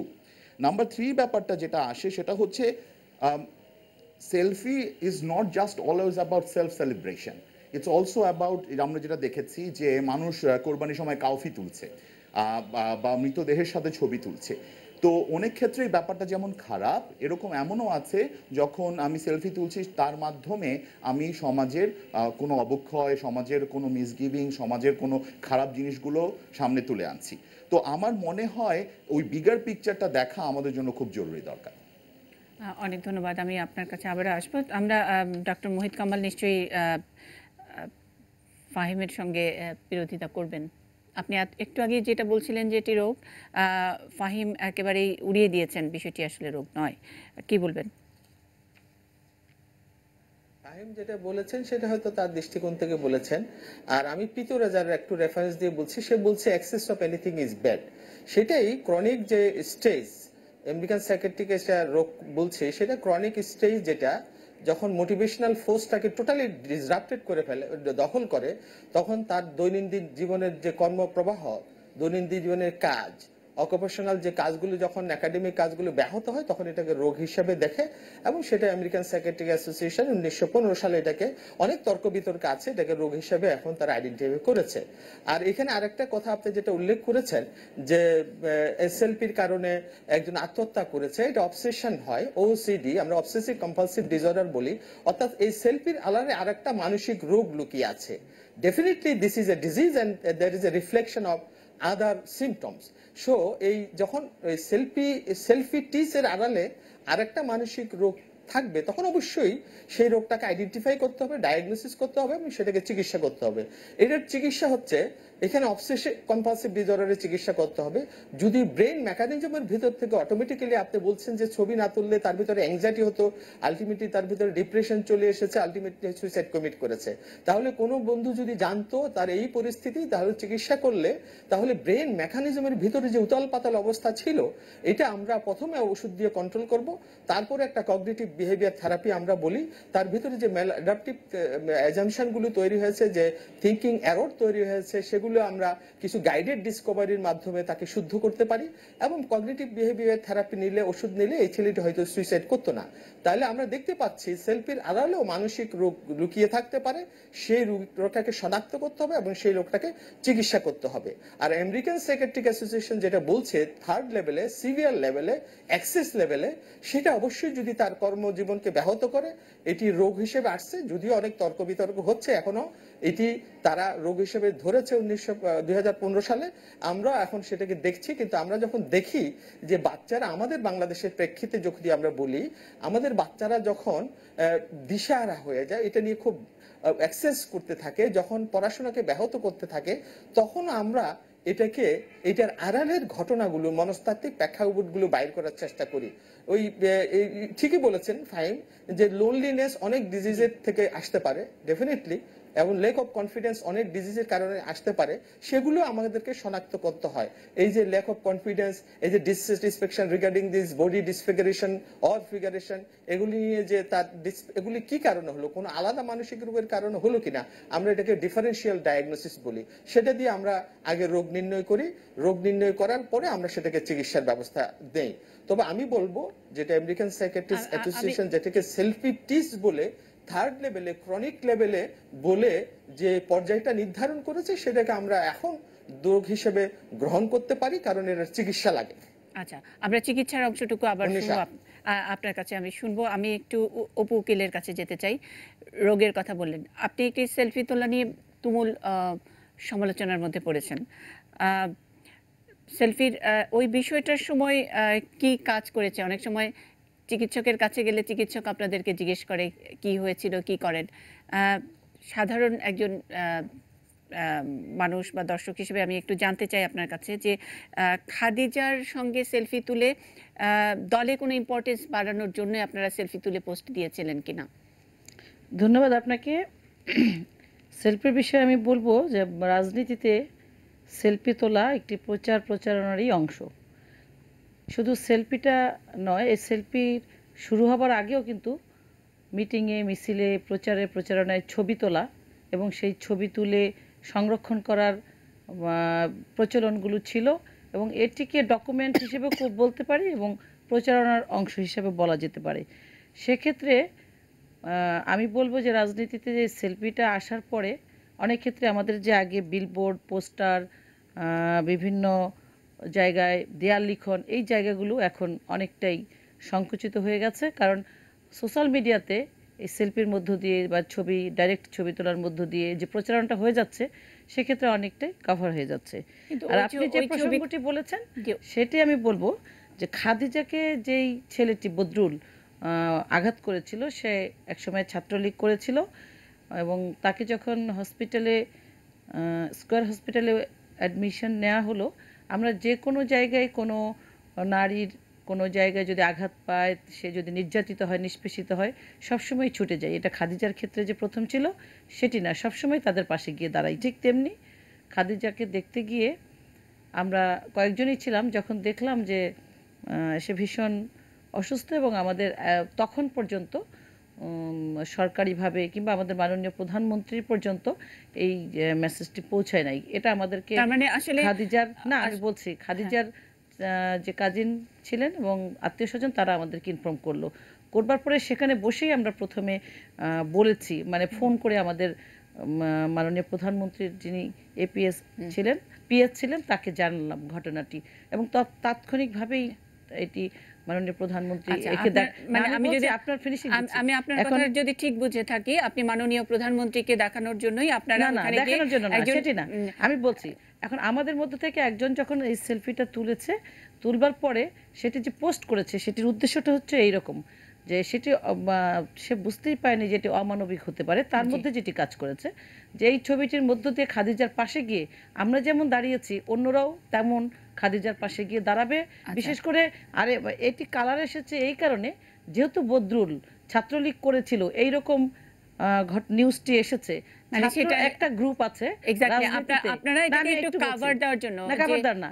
একটা গ্রুপ আছে যারা রাজনীতিতে ছাত্রলীগকে খুবই হেয় প্রতিপন্ন করা যায়, অর্থাৎ যারা বিরাজনীতিকরণ করতে চায় সেই প্রতিপক্ষ, তারা যখন দেখলো যে ছাত্রলীগের বদরুল এখানে ইনক্লুডেড আছে, তখন এই সেলফিটাকে তারা ছাত্রলীগের বদরুল করুক আর যাই করুক, আওয়ামী যুবলীগের মহিলারা গিয়েছে দেখতে বা খাদিজার জন্য মানবিক আবেদন নিয়ে গিয়েছে, সেটা দেখানোর জন্য, রাজনৈতিক কাভার দেওয়ার জন্য আপনারা এই কাজটি করেছিলেন। এটা কি প্রচার না অপপ্রচার হয়েছে, আপনি কি বলবেন? না, এটা রাজনৈতিক কাভার না। যে কোনো পলিটিক্সের আমরা ছবিগুলি পোস্ট করি ফেসবুকে, এটা সবাই করছে এখন, কিন্তু সেটি কোনো অমানবিক আবেদন থেকে সেটি করা হয়নি। কিন্তু যখন বোঝা গেল যে এটিকে একটা রাজনীতির নেতিবাচক দিক তৈরি করবার জন্য প্রচেষ্টা হচ্ছে, তখন আমরা নিজেরাই সেখান থেকে সেই জিনিসটা ক্লিয়ার করবার জন্য, এবং আমি নিজেই এটিকে মিডিয়াতে এসেও, টকশোতে এসে বলেছি যে এটা এই কারণে যদি কেউ মনে করেন এটি অমানবিক হয়েছে, আমরা দুঃখ প্রকাশ করছি। তো এটি যেটি বলছিলেন যে প্রয়োগের বিষয়টি আছে, সেই প্রয়োগের বিষয়টি লক্ষ্য করে এবং তারপর থেকে অনেকটা এই প্রয়োগের ক্ষেত্রে আমি রাজনীতির মাঠ থেকেও এই সেলফির ব্যাপারটা এখন ওই বিষয়টার পর থেকে প্রয়োগের ব্যাপারে আমি অনেককেই বলি এবং আমি নিজেও এই ব্যাপারে সচেতন থাকি। সেক্ষেত্রে আমি একমত যে প্রয়োগটাই মেইন। বিজ্ঞানের যেমন পজিটিভ সাইডগুলো আছে যে কোনো সৃষ্টিরই, ঠিক নেগেটিভও আছে এবং সেই নেগেটিভ সাইডটা প্রয়োগের ক্ষেত্রে বিনির্মিত হয়। ছোট করে অপু উকিল, মানে এরকম একটি ঘটনা হয়তো বুঝে করেছেন অথবা না বুঝে করেছেন, অথবা আপনার কথার মধ্যেই ছিল যে আপনারা অনেকটা প্ল্যান ছিল যে যেহেতু বদরুল ছাত্রলীগের, সুতরাং আমরা যুব মহিলা লীগের মহিলারা আমরা আছি তাদের সঙ্গে, খাদি নির্যাতিতার সঙ্গে, সেগুলো দেখানোর জন্য অথবা প্রধানমন্ত্রীর কাছে খবরটি পৌঁছানোর জন্য করেছেন। আমি জাস্ট একটু জানতে চাই যে বিষয়টি আপনারা প্রচারের জন্য করেছেন, ব্যাপারটি অপপ্রচারে গিয়ে দাঁড়িয়েছে কিনা? না, বিষয়টি প্রচারের জন্য না, বিষয়টি খাদিজাকে যেন সকলে মিলে তার পাশে এসে দাঁড়ায়, সেই কারণেই দেওয়া, আমাদের প্রচারের জন্য ছিল না।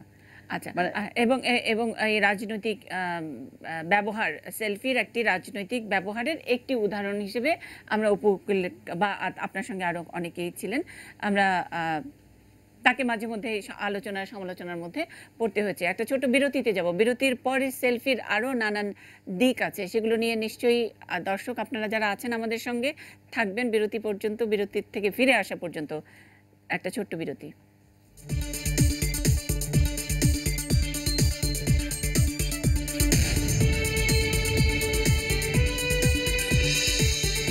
সেলফি নিয়ে কথা বলছিলাম, সেলফি ইশ আমাদের আজকের শিরোনাম।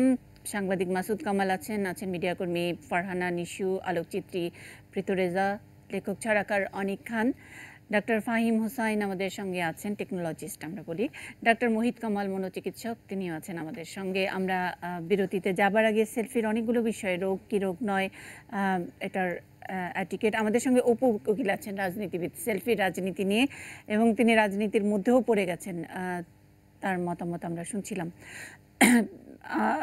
সহকর্মী অনিক খান বোধহয় একটু যোগ করতে চাচ্ছেন। ধন্যবাদ মিনিয়াপা। আমি ছোট করে এই রোগ কি রোগ না এটা নিয়ে আমরা আসলে অনেকক্ষণ আলাপ করে ফেলেছি, তো আমি খালি ছোট্ট একটা আপডেট দিতে চাই। 2015 সালের যেটা যে কথাটা বললেন যে আমেরিকান সাইকিয়াট্রিক অ্যাসোসিয়েশন যে এটাকে ওসিডির একটা ধরন এটা বলেছেন এবং 3টা স্টেপ সবই ঠিক আছে, কিন্তু 2016 অক্টোবরে জাস্ট চেকড যে ওই যে আপনার ইউকের আরেকটি গবেষণা প্রতিষ্ঠান তারা জানিয়েছেন কিন্তু যে এটা কিন্তু আসলে একটা ডেঞ্জারাসলি সেলফ অবসেসড মানুষ যারা, তাদের বিভিন্ন রকমের যেই কার্যকলাপ আছে তার মধ্যে একটা এখন সেলফি তোলা, যেহেতু সেলফি বিষয়টা এখন পৃথিবীতে আছে। এটা 2016 অক্টোবরের আপডেট, এবং সেখান থেকে তারা বলেছে যে একদম আমি কোট অ্যান্ড কোট, মানে যদি আমি একদম আক্ষরিক বাংলা করি সেটা হচ্ছে গিয়ে রেগুলার সেলফি তোলা হতে পারে একাকিত্বের লক্ষণ বা মানসিক স্বাস্থ্য সমস্যার অন্য কোনো লক্ষণ, এবং এটা হচ্ছে 2016 সাল অক্টোবরের আপডেট। এনিওয়েজ, কিন্তু অবশ্যই যে এই সেলফির আড়ালে আরও রোগ আছে। আর একটা কিন্তু আলাপ, খুব ইম্পর্টেন্ট একটা আলাপ উঠেছে যে একজন ভুলে গেছি তিনি বলছিলেন যে গরুর সাথে ছবি তোলা, কোরবানির গরুর সঙ্গে কাউফি। তো আমরা যখন আমাদের এই যে ব্যক্তির কথা বলতেছি, যে ব্যক্তি তার ব্যক্তিগত শিক্ষা, তার ব্যক্তিগত কি বলবো এটাকে এটিকেট, সেই সঙ্গে আমাদের প্রাতিষ্ঠানিক এটিকেটটাও তো জানতে হবে, কারণ এই গরু তোলার সেলফি দিয়ে প্রতিযোগিতা কিন্তু বড় বড় কোম্পানিরা করেছেন, কর্পোরেশনসরা করেছেন, তাদেরও কিন্তু এই জায়গায় একটা দায়বদ্ধতার ব্যাপার আছে। তারা কিন্তু মানে আমি এখন উকিল ম্যাডামের সাথে একটা ছবি তুলে আমি ফেসবুকে দিয়ে বললাম যে দেখেন ওনার সাথে আমার কত খাতির, অথচ আজকে প্রথম তার সাথে আমার হয়তো দেখা হলো, কিন্তু কর্পোরেশনসগুলো কি করছে, এই গরুর ছবি তোলা নিয়ে আপনাকে পুরস্কার বন্ধ দিচ্ছে। তাহলে আমরা কি শিখছি? আমরা তো তাহলে এখন ওটাকে যদি এত গ্লোরিফাই করা হয়, এটা তো মন্দ কিছু না। এখন তাদেরকে কে বলবে? কারণ আমাদের এই প্রোগ্রামের স্পন্সরের ভিতরেই যদি কেউ থাকে বা কোনো প্রোগ্রাম, যেমন আমরা ইয়াং নাইটে কিন্তু অনুষ্ঠান করেছি যে এই এটিকেট বিষয়ক বিভিন্ন জিনিস নিয়ে, ইয়াং নাইটে প্রচুর এটিকেট নিয়ে আমাদের সিরিজ হয়েছে। এটিকেট নিয়ে শুনবেন, আমাদের সঙ্গে এটিকেট নিয়ে বলার জন্য ডক্টর ফাহিম হোসাইন আছেন, তিনি বলবেন। আরও একটি পয়েন্ট আমি একটু জানতে চাই যে এই যে এক্সেসিভ, মানে সেলফির যে আনলিমিটেড আপলোড, এটা এটা মানে সেলফির যে রোগের সেলফিটিস যে রোগের কথা বলছি সেটার একেবারে লাস্ট স্টেজ বলছি। এটার পেছনে কি এই ভার্চুয়াল লাইক, শেয়ার ইত্যাদি এইটা অনেকখানি দায়ী কি না? মানে খুব সহজেই যে একটা ছোট্ট একটা হালকা টাচ লাইক এবং সেটার হেড কাউন্ট এটাতে অনেক বেশি লোভী করে ফেলে কি না ফাহিম? ব্যাপারটা আসলে ব্যবসা, এবং এখানে সেই অনিক খানের কথা সূত্র ধরে বলতে হয়, আমরা 2-3 বছর আগেও এটা নিয়ে কথা বলেছিলাম। আমরা কিন্তু আসলে ওই যেমন কনজিউমার সেরকম অবশ্যই আমরা পণ্য সামাজিক যোগাযোগ মাধ্যমগুলোতে যতভাবে আমাদের নেটওয়ার্কে রাখা যায় না কেন, যতভাবে আমাদের জীবন যাপনের ব্যাপারগুলো আমরা তুলে ধরতে পারি না কেন অনলাইনে, সেটাই ভালো। এবং সেই অনুযায়ী মার্কেটিং কোম্পানিগুলো বসে আছে, মুখিয়ে আছে আমাদেরকে পণ্য বেচার জন্য, আমাদের কাস্টমাইজড, আমাদের চাহিদা অনুযায়ী পণ্যগুলো পুশ করবার জন্য, বা চাহিদা না থাকলেও আমাদের যাতে সেই ব্যাপারে আকাঙ্ক্ষা জাগে সেটার জন্য। সেগুলো থেকেই সেলফি জাস্ট একটা মাধ্যম। এটার সাথে চেক ইনের ব্যাপারটা আছে, যেমন আমি এখানে এসে একটা চেক ইন দিয়েছি ফেসবুকের মাধ্যমে, তো সেটাও সামাজিক একটা মাধ্যমে, এবং তখন আমাকে জিজ্ঞেস করা হলো এটিএন নিউজের কি পার্কিং আছে কিনা বা কিছু, তো ফেসবুক আমার কাছ থেকেও কিন্তু তথ্য নিচ্ছে। তো সেলফি জাস্ট একটা মাধ্যম সেটার জন্য। তো এটা যেমন আনলিমিটেডের সাথে রোগের ব্যাপারটা, অ্যাগেইন আমি সেই ডাক্তার হচ্ছি, আমি পড়াশোনার ক্ষেত্রে মানুষ ভালো করবার ক্ষেত্রে না, কিন্তু আমি বলছি যে রোগের ব্যাপারটা নিয়ে আমার যথেষ্ট দ্বিধা আছে। মানসিক রোগের সাথে সেলফি একটা ইয়ে হতে পারে, একটা সিমটম হতে পারে, বাট ডেফিনেটলি সেলফি অনুযায়ী আমেরিকান সাইকিয়াট্রিক অ্যাসোসিয়েশন কিছু বলেন। কিন্তু ব্যাপারটা যেটা হচ্ছে যে এই যে আনলিমিটেড ব্যাপারটা, সেটা সামনে আরও হবে ভবিষ্যতে। আমরা তো মাত্র শুরু দেখছি, এরপরে 5G 6G যতই আসুক না কেন, আমরা অগমেন্টেড রিয়েলিটির কথা বলছি, ভার্চুয়াল রিয়েলিটির কথা বলছি। আমি আপনার সাথে এখন কথা বলছি এভাবে, এটা একটা দ্বিমাত্রিক ব্যাপার, এটা ত্রিমাত্রিক হয়ে যাবে। তখন যতভাবে আমার টেকনোলজিগুলো আমাকে ইমার্স করছে, ইন্টারনেট অফ থিংস আসছে, সেক্ষেত্রে তো আমার সব কিছু আমি উজাড় করে দিব অনলাইনে। তো এই ব্যাপারটা সেলফি শুধুমাত্র শুরু, আমরা সামনে আরও অনেক কিছু দেখব। আমি একটু ফারহানা নিশোর কাছে জানতে চাই, যেটা হলো যে চিকিৎসা তো মনোচিকিৎসক যেটা বললেন যে চিকিৎসার কথা বলবেন, উনি হয়তো কয়েকটা ওষুধ কম ব্যবহার করবেন ইত্যাদি এইসব বলবেন। আর যেটা সামাজিক চিকিৎসার কথা বললাম, অপু উকিলের এক রকমের অভিজ্ঞতা, আপনি নিজে সেলফি তোলেননি কিন্তু সেলফির একটা শিকার হয়েছেন। মানে এরকম ভাবে কি আমাদের শিক্ষাটা নিতে হবে, নাকি আরো অন্য কোনো পদ্ধতি থাকা উচিত ছিল সেলফি সম্পর্কে সচেতন হওয়া অথবা সচেতন করা সেই বিষয়ে? মনিদি, এখানে আমার সবার আগে আমি একটা কথা বলতে চাই যে প্রথম কথা, আমি প্রীত রেজার সাথে একদমই একমত যে কোনো কিছুই যেন অতিরিক্ত না হয়, সেটা হচ্ছে সবচেয়ে বড় একটা দিক। অপু উকিল যেমন বললেন যে উনি মানবিক ব্যাপার বিবেচনা করে একটা ছবি তুলেছিলেন, কিন্তু আলটিমেটলি সেটা অমানবিক একটা ব্যাপার হয়ে গেছে। কিন্তু আমার ডক্টর মোহিত কামাল আছেন এখানে, আমার ওনার কাছে আসলে একটা প্রশ্ন, যারা সেলফি তুলছে, যেমন নিউ ইয়র্কের যে ছেলেটার কথা বলা হলো যে সুইসাইড করেছে, তার কারণ ভালো একটা সেলফি দিতে পারেনি বলে, সে তো না হয় নিজের একটা রোগ ছিল, নিজে সেই রোগে ভুগছিলেন যে ভালো সেলফি দিতে পারছি না, একটা অতৃপ্তি ছিল। কিন্তু এই যে তার ভেতরের যে অতৃপ্তিটা, এটা কেন তৈরি হয়েছে? কিছু মানুষ তাকে উৎসাহিত করেছে, তাকে পোক করেছে যে যেন সে এটা নিয়ে আরও বেশি ভালো ভালো সেলফি তুলে, তাকে ওরকমভাবে কথা বলা হয়েছে। যে মানুষগুলো তাকে প্রতিনিয়ত বলতো তোমার সেলফি ভালো হয়নি বা ভালো একটা সেলফি হচ্ছে না, তাদের কি কোনো ধরনের চিকিৎসা প্রয়োজন না? এই প্রশ্নটা আমি এই কারণে করছি, আমি নিজে কিন্তু সেই ধরনের একটা প্রশ্নের উত্তর আপনাদের কাছে চাই। কারণ এই যে আমি যখন আমার সাথে যখন কেউ সেলফি তুললো, বা আপনারা বেশ কয়েকবার বলছেন যে দিনে অনেক সেলফি বা হাজার হাজার সেলফির একটা প্রশ্ন তুলেছেন, আমার কিন্তু মাত্র 4টা বা 5টা আরেকজনের তোলা সেলফির জন্য বিশাল বড় একটা পে করতে হয়েছে। এবং সেজন্য পরবর্তীতে দেখা গেছে একজন মানুষ সে অন্যায় করেছে, ডেফিনেটলি সেই অন্যায়ের বিচার অন্য 10 জন যেমন চায় আমিও চাই, কিন্তু আমি যখন বা সে যখন আমার সাথে ছবিটা তুলে, আমি কিন্তু তখন জানতাম না যে সে কত বড় অপরাধী বা কী অপরাধ সে করতে যাচ্ছে, যেহেতু তার পাস্ট কোনো ঘটনা আমরা কেউ জানি না যে এই ধরনের ঘটেছে, কিন্তু ভবিষ্যতে সে কী করতে যাবে সেটা কিন্তু আমরা জানতাম না। এবং পরবর্তীতে যেটা হলো, সেই একই লোক যখন সাকিব আল হাসানের রেস্টুরেন্টে যে ছবি তুললো, তাকে বলা হলো যে না, যেহেতু ওই লোকের সাথে সাকিব আল হাসানের ছবি আছে ওই রেস্টুরেন্টকে বর্জন করো, এই যে এক ধরনের প্রচার একটা গোষ্ঠী করে যায়। তারপর কি হলো, নাসির হোসেনের সাথে ছবি আছে, তার খেলা ভালো না, বা আমার সাথে ছবি তুললো তার মানে আমিও কোনোভাবে তার সাথে যুক্ত আছি। তো এই ধরনের অপপ্রচার যারা চালায় তাদের আসলে কি ধরনের চিকিৎসা হওয়া উচিত, তাদের কি ধরনের মানে এই সেটা কি রোগ না? নিশো এই প্রশ্নের উত্তরও কি আমরা ডক্টর মোহিত কামালের কাছে চাই? আমি চাই, বিকজ উনি বলছেন এটা রোগ, কিন্তু যারা এটাকে ছড়াচ্ছে, যারা উৎসাহ দিচ্ছে এই সেলফিগুলোকে মিসইউজ করার জন্য, তাদের কি এটা রোগ কিনা? হ্যাঁ, মানে সেই রোগের শিকার না হলেও যারা অ্যাবিউজ করছে, ঠিক সেলফি নয়, ছবি তুলে সেলিব্রিটিদের সঙ্গে সখ্যতা ইত্যাদি প্রচার করছে, সেই অ্যাবিউজকারীদের আসলে চিকিৎসা হওয়া দরকার কিনা, বা দুজন হচ্ছে খারাপ হতে পারে, বাকি সবাই তো খারাপ না, বাকি 10 জনকে তো আমি বঞ্চিত করতে পারি না, 10টা ভালো মানুষের সাথে আমরা ছবি তুলতে পারি, আমরা এমন কাজ করি মিডিয়া শোবিজ। জি ডক্টর মোহিত কামাল। জি হ্যাঁ, আমি এই প্রশ্নটা জবাব দিচ্ছি।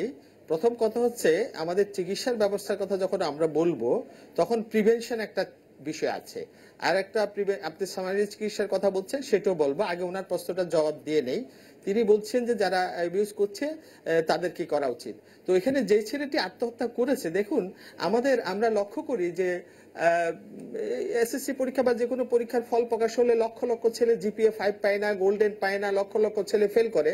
তার মধ্যে এবার আমরা দেখেছি প্রায় 20-30টা ছেলে মেয়ে অ্যাটেন্ড করেছে সুইসাইডের, তার মধ্যে 5-6 জন সুইসাইড কমিট করে ফেলেছে। অর্থাৎ ব্যর্থ হলে সবাই যে সুইসাইড করবে তা না, কেউ কেউ করে যাদের প্রতিরক্ষা বহু কম, মানে যাদের কোপিং ক্যাপাবিলিটি কম, অ্যাডভার্স পরিস্থিতিকে মোকাবেলা করার ক্ষমতা কম, তারা কিন্তু ঝুঁকিতে থাকে। সুতরাং সুইসাইড করেছে তার এই কারণেই করেছে নাকি আন্ডারলাইন আরো কোনো কারণ ছিল, সেটাও কিন্তু আমাদেরকে ইভ্যালুয়েশন করতে হবে। ব্যক্তিত্বের কোনো সমস্যা ছিল কিনা, বা অন্য কোনো মেজর ডিপ্রেশন ছিল কিনা, অবসেশন একটা আমরা পাচ্ছি, সেগুলো কিন্তু আমরা বের করি এবং বের করে সেগুলি চিকিৎসা করার চেষ্টা করি। সুতরাং এখন কেউ প্রভোগ করছে যদি করে থাকে, এটা হচ্ছে আমাদের সামাজিক দৈন্যতা, এটা হচ্ছে আমাদের নলেজের ঘাটতি।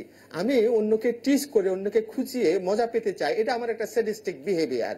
সুতরাং এই স্যাডিজম থেকেও কিন্তু আমাদের সমাজকে মুক্ত করতে হবে। এই জন্য আপনারা যে প্রোগ্রাম করছেন, এখানে কিন্তু একটা সামাজিক চিকিৎসা হচ্ছে, মানুষের অ্যাওয়ারনেস বাড়বে, যারা দেখবে তারা অন্যকে এরকম খোঁচাবে না। সুতরাং এগুলি কিন্তু খুব জরুরি একটি বিষয়, সমাজ সচেতনতা।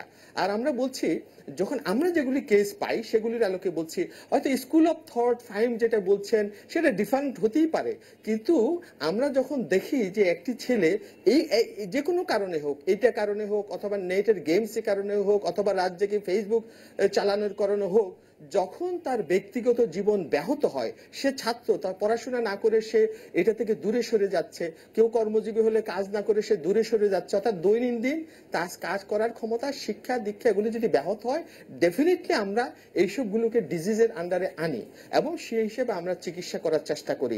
স্কুল অফ থট ডিফারেন্ট হইতেই পারে, কিন্তু এই যখন আমেরিকান সাইকিয়াট্রিক অ্যাসোসিয়েশন 2015 বলছেন, আবার 16 বলছেন, কিন্তু আমাদের কাছে যে তথ্যগুলো আসে, আমি হচ্ছে ইন্টারন্যাশনাল ফেলো আমেরিকান সাইকিয়াট্রিক অ্যাসোসিয়েশনের, মুহুর্মুহু সমস্ত রিসার্চ ফাইন্ডিং গুলো আমার কাছে চলে আসে। সে আলোকে আমি বলছি, হয়তো উনি যেটা বলছেন ওনার আলাদা স্কুল অফ থট হতে পারে, যে সিভিয়ার ফর্মে আমরা চিকিৎসা করব। কি চিকিৎসা করব?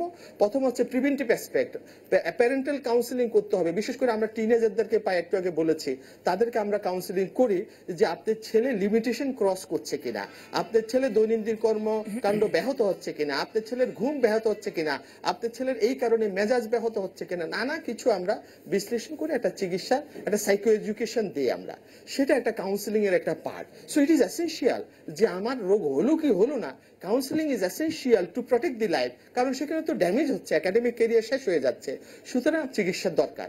আর কিছু কিছু ক্ষেত্রে যখন আমরা ডিসঅর্ডার বলে ফেলবো, যদি সেটি খুবই সিভিয়ার ফর্মে হয়, তখন আমরা ওষুধ দিই। ওষুধ দিলে ব্রেনের মেকানিজম থেকে উতাল পাতাল যে একটা অবস্থা তৈরি হয়, সেটাকে আমরা কন্ট্রোল করতে পারি। বিশেষ করে অবসেশনের ট্রিটমেন্ট আমাদের কাছে আছে, ওষুধ লাগে, কগনিটিভ বিহেভিয়ার থেরাপি লাগে, তার ম্যালাডিপটিভ অ্যাজাম্পশন গুলো, তার থটস গুলো, কগনিটিভ ডিসটরশন গুলো গাইডেড ডিসকভারির মাধ্যমে সে আবিষ্কার করে এবং নিজেকে সে আবার স্বাভাবিক জীবনে ফিরত আনতে পারে।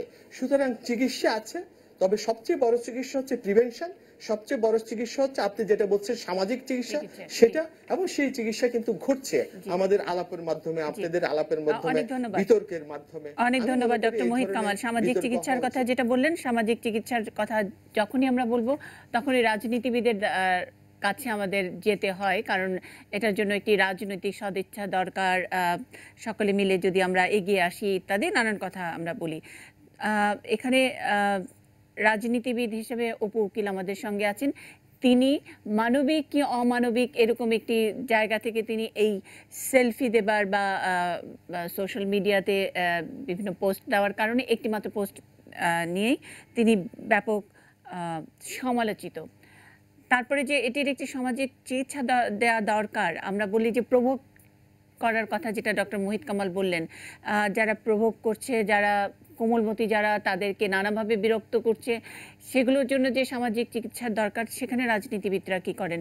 আর আপনি একজন ভুক্তভোগী রাজনীতিবিদ হিসেবে কোনো ব্যবস্থা কখনো নিয়েছেন কি না, কখনো সুপারিশ করেছেন কিনা? না না, এখানে আমি যে কথাটি বলা হয়েছে, আমি কিন্তু সেলফিটি তুলিনি, আরেকজন তুলেছে, কিন্তু কিন্তু জি জি জি এবং আমি পোস্টও করিনি।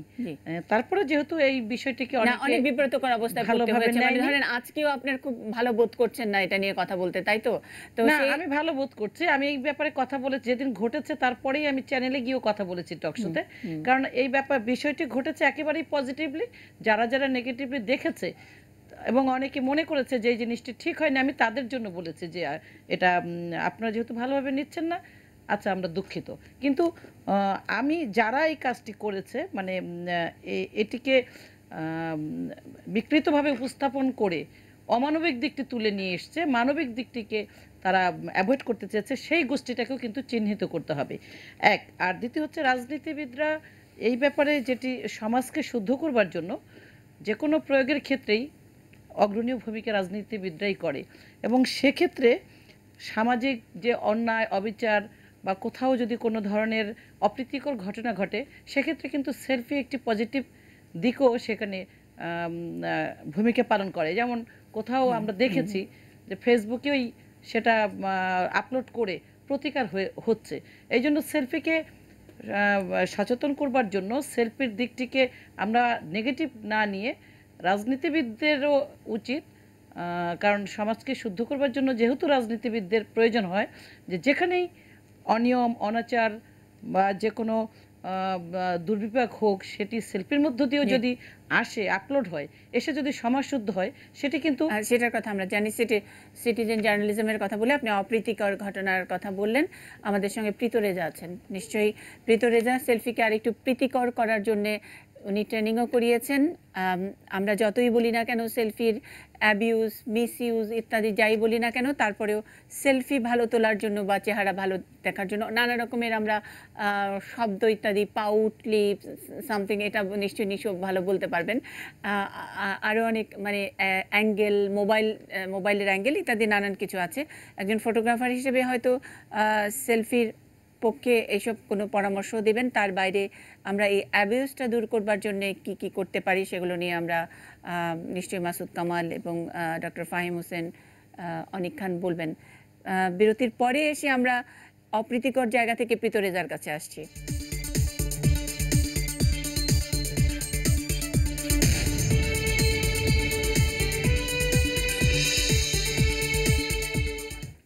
প্রিয় দর্শক, বিরতির পর আবারও আমন্ত্রণ জানাচ্ছি নিউজ আওয়ার এক্সট্রাতে। আমাদের সাথে আছেন Masud Kamal, news editor, Bangla vision. আমাদের সাথে আছেন মিডিয়া কর্মী ফারহানা নিশো, আছেন বাংলাদেশ যুব মহিলা লীগের সাধারণ সম্পাদক অপু উকিল, আছেন ছড়াকার এবং সাংবাদিক আনিক খান, এছাড়া আছেন অধ্যাপক ফাহিম হোসেন এবং মনোবিজ্ঞানী মোহিত কামাল।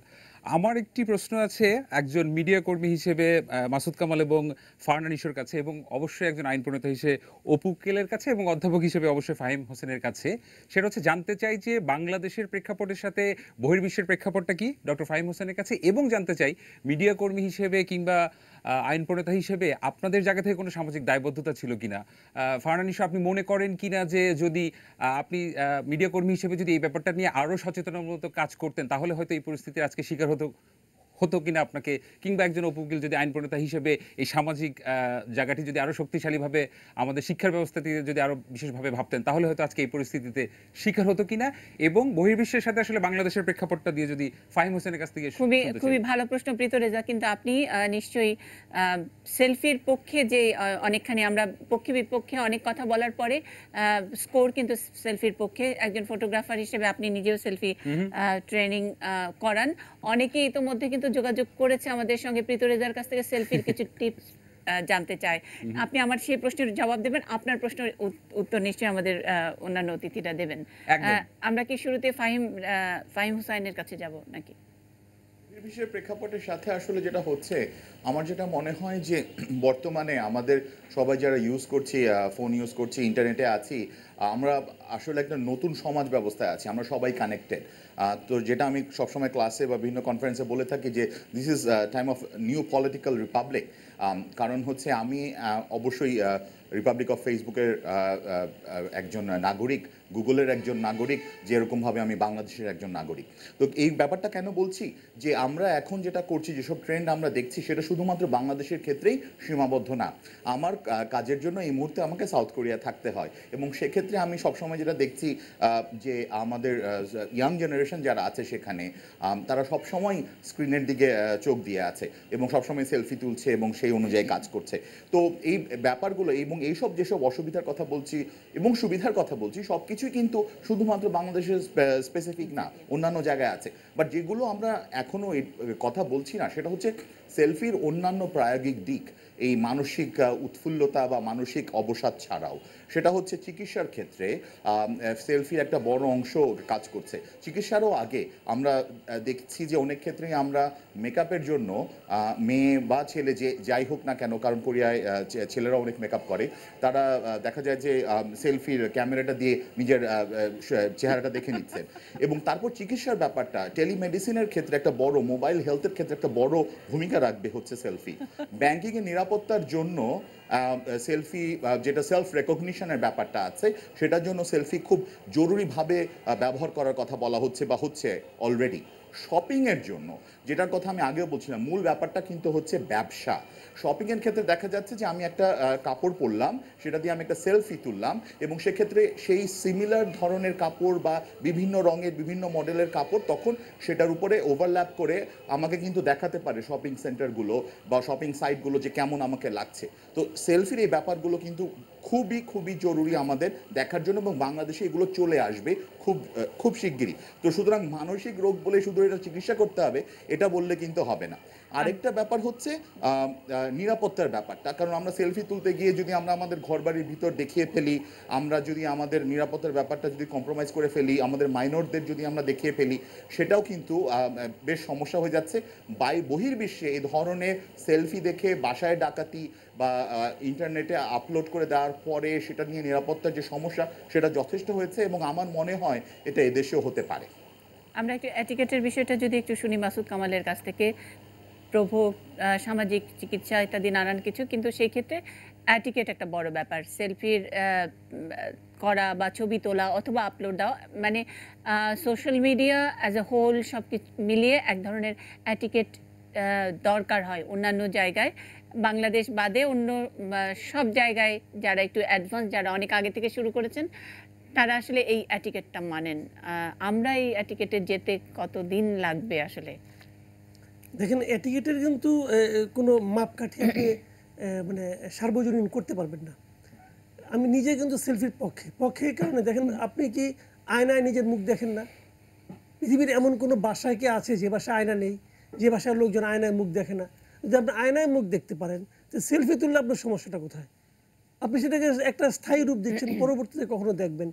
আর এখানে একটা প্রাইভেসি ইস্যু থাকেই নিশ্চয়ই। আপনি আপনার ছবি আপনি আয়নায় দেখেন নাকি সেলফিতে দেখেন, সেটা একটা কথা, কিন্তু আরেকজনের সঙ্গে ফটো, মানে আমরা ঠিক ছবি তোলাটাকে বলছি, ছবি তোলা আপলোড করা, সোশ্যাল মিডিয়াতে ছড়িয়ে দেওয়া। শুধু সোশ্যাল মিডিয়া নয়, এখন আমরা দেখি যে একটা ক্যামেরার মধ্যে, মোবাইলে ক্যামেরা আছে, একটা ছবি তুলে নিজের ব্যবসা প্রতিষ্ঠানে গিয়ে, ধরেন ফারহানা নিশোর সঙ্গে কোনো একটি চায়ের দোকানের একটি বড় একটা ছবি যদি থাকে যে ইহা ফারহানা নিশোর দোকান, আপনি কি করবেন? মানে এক্সপ্লয়েট করা, সাধারণ মানুষকে ভুল বোঝানো, এগুলো তো বাংলাদেশে অহরহ হচ্ছে। সেগুলো তো নির্ভর করছে যিনি কাজটা করছেন তার ব্যক্তিগত উদ্দেশ্য, শিক্ষা এবং রুচির উপর। এটা কেবল সেলফি কেন? সেলফি মানে মূল কথাটা হলো আপনি আপনার ছবি তুলবেন, আপনি আপনার ছবি বিভিন্ন জায়গায় তুলতে পারেন। আপনি এর আগে কী হতো, আপনার কক্সবাজারে যেতেন, লোকজনকে ভাড়া করতেন, ভাই তুমি আমার ছবি তুলে দাও, তার ছবি আপনার পছন্দ হতো কিংবা হতো না। এখন আপনি নিজেই সেই জায়গাগুলো ছবি নিজের মতো করে তুলছেন, নিজের আত্মবিশ্বাসের কারণে তুলছেন, এতে আমি কোনোই দেখি।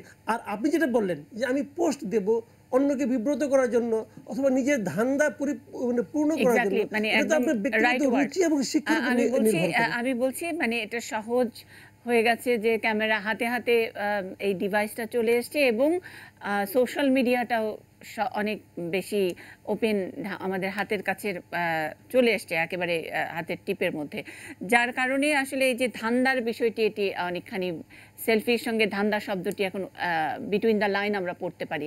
আমরা আসলে এইটার ভয়াবহতা নিয়েই কথা বলছিলাম। অনিক খান মাথা নাড়ছিলেন, আমি একটু শুনতে চাই অনিক খান। না না সরি, যেটা বলছিলেন আমি এখানে একটা ফাহিম হোসাইন উনি একটা জিনিস মিস করে গিয়েছেন যে আসলে যে সেলফির যে কত ব্যবহার আছে তার মধ্যে একটা যেমন একটা অ্যাডভেঞ্চার স্পোর্টসও কিন্তু সেলফি দিয়ে সৃষ্টি হয়েছে। ওটাকে বলা হচ্ছে গিয়ে স্কাই ওয়াকার্স। তারা হচ্ছে গিয়ে অনেক অ্যাডভেঞ্চারাররা তারা দুনিয়ার সবচেয়ে লম্বা বিল্ডিংগুলোতে উপরে উঠে তারা সেলফি তোলার পরে তারা প্যারাগ্লাইডিং করে নিচে নামেন, বা কেউ কেউ এটা বেয়েও নিচে নামেন। So it has become an কি বলবো একটা অ্যাডভেঞ্চার স্পোর্টস। এটা একটা ইভেন্ট হয়ে গেছে। জি, না এটা স্পোর্টস হয়েছে, ইটস অ্যান অ্যাডভেঞ্চার স্পোর্টস। পাহাড়ে পর্বত আর আরোহণ যেরকম একটা বিষয়, এটা একটা জিনিস। আর আমি খালি একটা জিনিস বলি যে আমরা একদম শুরুতে মুন্নাপা আপনি অনেকগুলো এক্সাম্পল দিয়েছেন দেশের বিদেশের, যে সেলফি তুলতে যে এই হয়েছে ওই হয়েছে ওই হয়েছে। আমরা দেশের ধান্দার ব্যাপারটা একটু দেশের ধান্দার ব্যাপারটা আমি ধান্দাটা নিয়েই বলতে যাচ্ছি। তারা খালি বলতে যাচ্ছি যে আসলে আমরা এই সেলফিটাকে একটা বদ অভ্যাস মনে করছি। ট্রেনে কাটা পরে আমার বাসার সামনে রেল লাইন, ওইখানে একজন হিসু করতে যে কাটা পড়েছে, হ্যাঁ ওইটা বদ অভ্যাস। হ্যাঁ সেলফি তুলতে যে মারা গেছেন ওটা দুর্ঘটনা, এটা আমাদেরকে একটু বুঝতে হবে। আর হচ্ছে গিয়ে আর কন্টিনিউ বলছিলেন মুন্নাপা? আমি বলছি যে ধান্দা মানে ঠিক সেলফি নয়, মোবাইল ফোনে ছবি তুলে সোশ্যাল মিডিয়াতে অথবা নিজের ঘরে অথবা প্রভাব খাটানো অথবা দেখানো, ইউজ করা, অ্যাবিউজ করা, সেই জায়গাটা আমরা একটু মানে সেলফি ইশ বলছি যেটা, সেই জায়গাটা নিয়ে আমাদের যে সামাজিক চিকিৎসার বিষয়ে বলতে চাইছিলাম। একদম আগে যে সামাজিক চিকিৎসার আগে যেটা যদি আমরা আগে একটু মেডিকেল চিকিৎসার কথা বলি, তাহলে যার কথা বললেন যে দিনে 200টা সেলফি তুলে পরে আত্মহত্যা করেছেন, তাকে তো আসলে চিকিৎসা একটাই গফরগাঁওতে নিয়ে গাছের সাথে শিকল দিয়ে বেঁধে রাখা। কারণ একেবারে একটা এক্সেপশন এটা, এত সেলফি দুনিয়াতে কেউ তুলে আমার জানা নাই, ওই একজনই তুলতেন। আর এই ডেফিনেটলি তার মানসিক অন্য প্রবলেম ছিল। মনে হয় আমি খালি ছোট্ট দুইটা ঘটনা বলি, তাহলে আসলে বোঝা যাবে এই বিষয়টা। যেমন ধরেন আমার নিজের যেটা হয়েছে, আমি ইউনাইটেড হাসপাতালে একজন রুগী দেখতে গিয়েছি, আমার মন খুব খারাপ। আমি নিচে নামার পরে ওয়াশরুমে আমি এই সময় আমার পাশের স্টলে দাঁড়ানো একজন, সে আমাকে দেখে আপনি অনেকক্ষণ, আপনাকে তো টিভিতে দেখেছি, হ্যাঁ আপনি তারা সেলফি তোলা যাবে, আমরা তখন ওয়াশরুমে দাঁড়ানো। এইটা একটা ঘটনা, আমি মানে প্রচণ্ড বিরক্তি, তারপরেও তার সাথে বেরিয়ে এসে একটা ছবি তুলেছি। আবার আজকের ঘটনা কমিকন, মানে গতকাল, হ্যাঁ আজকের ঘটনা কমিকন হচ্ছে, আপনারা জানেন যে এখানে সব ইয়াং ছেলেপেলেরা সুপার হিরো সেজে আসে। তো এখানে আমি নিজে ওয়াশরুম থেকে যখন বেরোচ্ছি দেখি স্পাইডারম্যান সেজে একটা ছেলে দাঁড়িয়ে আছে। আমি তাকে বললাম যে ভাই এখানে এসে তো সব সুপার হিরোদের সঙ্গে দেখা হচ্ছে, তো আমি ওয়াশরুম থেকে বেরো, এখানে বড় করে লেখা জেন্টস, তো আমি কি এইটার সামনে আপনার ছবি তুলতে পারি আপনার সাথে? তো যে মানে আমি বলতে পারি যে কমিকনে আসলে এখানে ওয়াশরুমেও সুপার হিরোদের দেখা পাওয়া যায়। অ্যান্ড হি লাভড ইট। সে বলেছে যে আমাকে যত মানুষ এসে আমার সাথে ছবি তুলেছে স্পাইডারম্যান সাজার পরে, আজকের এটা আমার বেস্ট ছবি। তো জিনিসটা হচ্ছে এইটা আপনার পারসেপশন, মানে এখানে ফানের জায়গাটাও আছে, ঠিক আছে। এবং এখানে এই জিনিসটা মানে আমরা সেগুলো থেকে, আমি কিন্তু শুরুতে মনে হয় এটাই বলেছিলাম যে আসলে সেলফি কোনটাকে বলছি। এখন আমরা খুব স্পেসিফিক একটা জায়গায় চলে গিয়েছি যে আমি আরেকজনের সাথে তুলছি, তোলার পর ওটা আপ করছি, করার পরে ওটাকে নিয়ে আমি ওটাকে অপব্যবহার করছি। এটা কিন্তু খুবই অনেক লম্বা একটা পথ পেরিয়ে তারপরে এটার আমি অ্যাবিউজটা করছি। আমরা এর ছাড়াও কিন্তু আরও অনেক দিক আছে। আমি বলি আমার ডক্টর একজন আছেন, উনি আমাকে একটা ওষুধ দেওয়ার পরে সিঙ্গাপুরে উনি বলেছিলেন যে বারবার তো আসা যাবে না, তোমার এই ওষুধের খাওয়ার পরে যদি কোনো র্যাশ হয় একটা ছবি তুলে পাঠিয়ে দিও আমার কাছে, আমি তোমাকে ইমেলে জবাব দিয়ে দেবো। তো র্যাশ হয় নাই, but see that selfie treatment.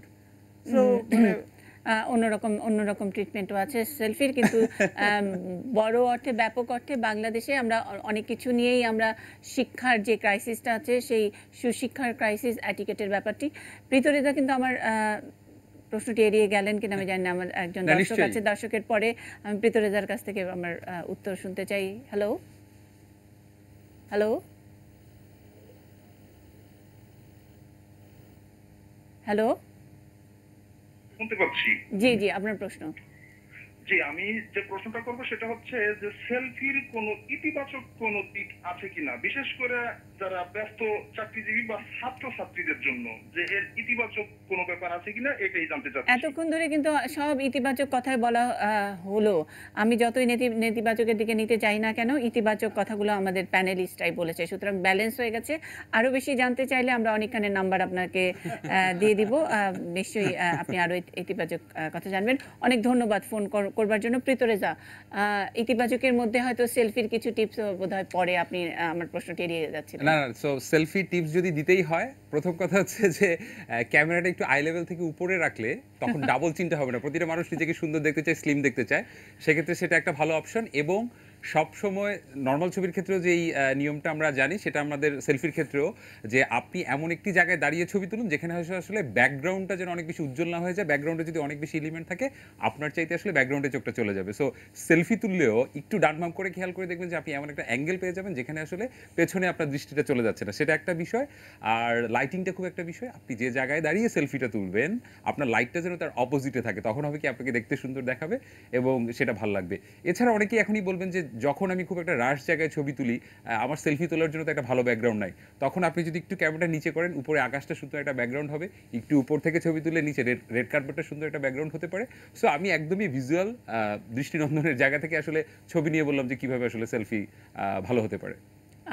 Selfie হওয়ার কারণে বা যে মোবাইল ফোনে সকলের হাতে হাতে ক্যামেরা থাকার কারণে ফটোগ্রাফারদের কি ব্যবসার কোনো ক্ষতি হচ্ছে? হ্যাঁ, এটা খুব ভালো কথা বলেছেন আপনি। এবং এটা আসলেই ঠিক, এটা আসলে যুগের সাথে তাল মিলিয়ে চলার বিষয় আছে। এবং আমার কাছে মনে হয় যে আস্তে আস্তে করে ফটোগ্রাফির জায়গাটা এটা আসলে ইউজার এন্ড থেকে এত বেশি সহজলভ্য হচ্ছে এবং সহজ গামী হচ্ছে। সো এটাকে আমি আসলে খুব পজিটিভলি দেখি, কারণ ফটোগ্রাফিটা এখন আর আসলে আমরা যদি আগের মতো জায়গায় ভাবি তাহলে আসলে হবে না। এই কারণে এখন আসলে ফটোগ্রাফির অনেক জনরা চলে এসেছে। এখন মানুষ সেলফি নিয়ে ব্যস্ত, কিন্তু আমরা আন্ডার ওয়াটার ফটোগ্রাফি করছি, 360 ফটোগ্রাফি করছি। আমি এবার বাইরে একটা ট্যুর করলাম, পুরো গোপ্রো দিয়ে আমি ছবি তুললাম, নট নেসেসারিলি যে আমাকে অনেক ভারী ক্যামেরা রাখতে হবে। সো যুগের সাথে তাল মিলিয়ে আসলে যেই প্রফেশনাল আলোকচিত্রী আসলে নিজেকে ডেভেলপ করবে, তার জন্য আসলে কোনো অসুবিধা হবে না। কিন্তু হ্যাঁ, তথাকথিতভাবে যেহেতু ক্যামেরাটা আসলে সেলফি তুলতে তুলতে কি একটা বড় ফটোগ্রাফার হওয়া যায় প্রীতরেজার মতো? আপনি জেনে থাকবেন হয়তো যে এখন অনেক বড় বড় নামকরা ফটোগ্রাফি কম্পিটিশনে আপনার মোবাইল ক্যাটাগরি থাকছে, ইভেন সেলফি ক্যাটাগরিও থাকছে। সেলফি পোর্ট্রেট বলে একটা নতুন ক্যাটাগরি অনেক জায়গায় পাওয়া যাচ্ছে। সো আমি আসলে খুব আশাবাদী মানুষ এবং সবকিছু আসলে পজিটিভলি দেখছি আর কি, যে আসলে ব্যবহারটা আমি কিভাবে করছি সেটা কিন্তু আসলে খুব গুরুত্বপূর্ণ আমার কাছে। সো কেন নয়, কেন সেলফি নিয়ে আরো ভালো কিছু হতে পারে না? সেলফির অবশ্যই পজিটিভ জিনিস আছে বলেই আমরা আসলে সেলফি নিয়ে আমরা কথা বলছি, কিন্তু সেখানে কিছু নিউসেন্স যেটাকে আমরা বলি, সেটা সেলফিও হতে পারে, সেলফির বাইরেও হতে পারে, নানান কিছু নিয়ে নানা রকমের নিউসেন্স হয়, যেটা বাংলাদেশে আমরা অশিক্ষার কারণেই দেখি। অ্যাটিকেটটা ঠিকঠাকভাবে আমরা জানি না, বুঝি না বলেই, এবং সেটার জন্য অবশ্যই এক ধরনের সামাজিক আন্দোলনের কথা আমরা বলবো। সেই সামাজিক আন্দোলনটা আসলে কোন দিক থেকে কারা কিভাবে শুরু করব, আজকে হচ্ছে না বলে পরের দিন আমরা এই নিউসেন্সটা নিয়ে বিব্রত হব না, এমন তো কোনো কথা নেই। একটা ছোট্ট বিরতির পরে শুনবো আমরা।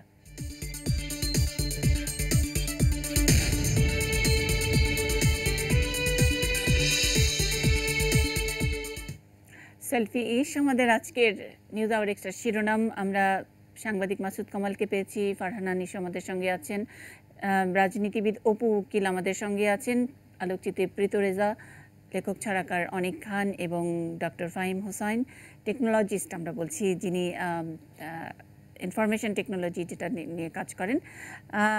ডক্টর মোহিত কামাল আমাদের সঙ্গে ছিলেন, তিনি এই মুহূর্তে আমাদের সঙ্গে নাই, তবে অস্ট্রেলিয়া থেকে আমরা একজন রাজনৈতিক কর্মীকে পেয়েছি। তিনি অস্ট্রেলিয়ার আওয়ামী যুবলীগের সাংগঠনিক সম্পাদক এবং dinlipi.com-এর চেয়ারম্যান হিসেবে দায়িত্ব পালন করছেন। আমরা দেশ বিদেশের কথা শুনছিলাম।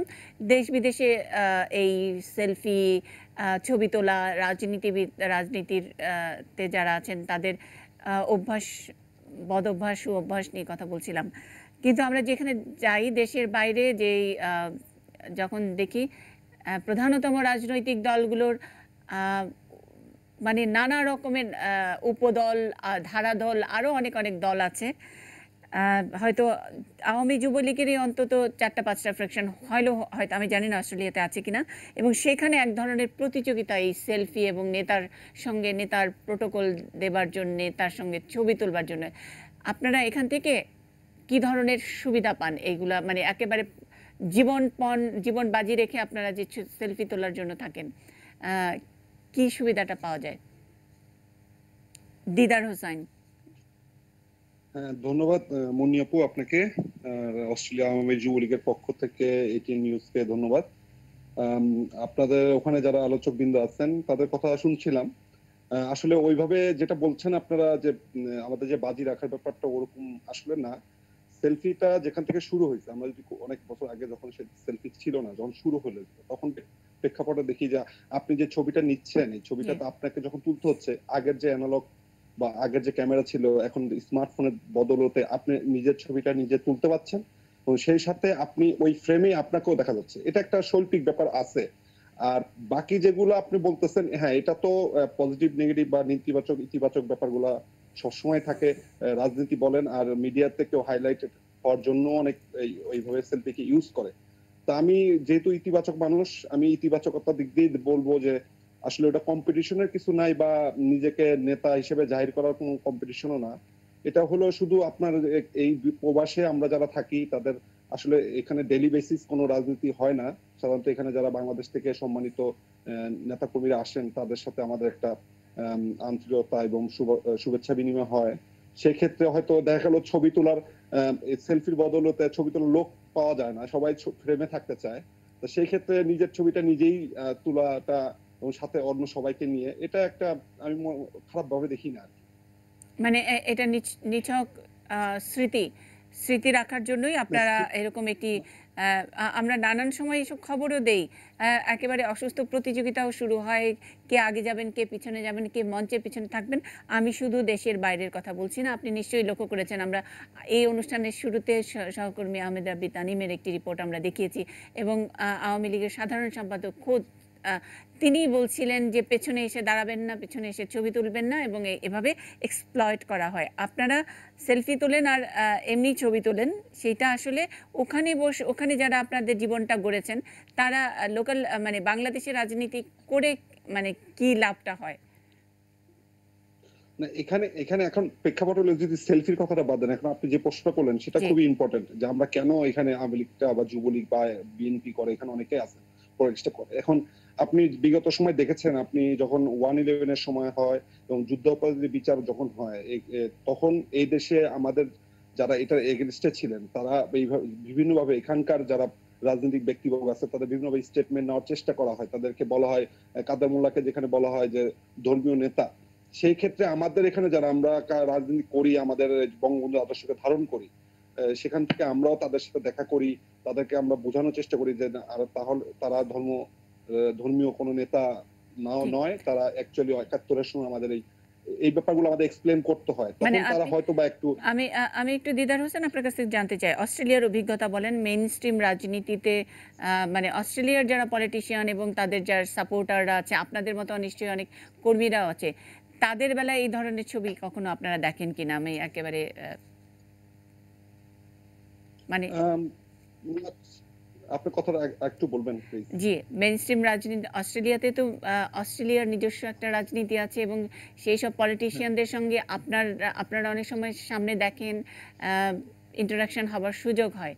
আমরা যেসব কাজগুলো করি বিদেশে, বাংলাদেশের আওয়ামী বিএনপি দল উপদল ইত্যাদি, এবং তাদের সেলফি, তাদের প্রোটোকল, তাদের সঙ্গে নানা রকমের দলের ভাগাভাগি ইত্যাদি, ওখানে মানে অস্ট্রেলিয়া থেকে আপনারা কি শিখলেন? মানে ওখানকার মেইনস্ট্রিম রাজনীতি থেকে এই ধরনের প্র্যাকটিসগুলো হয় কিনা?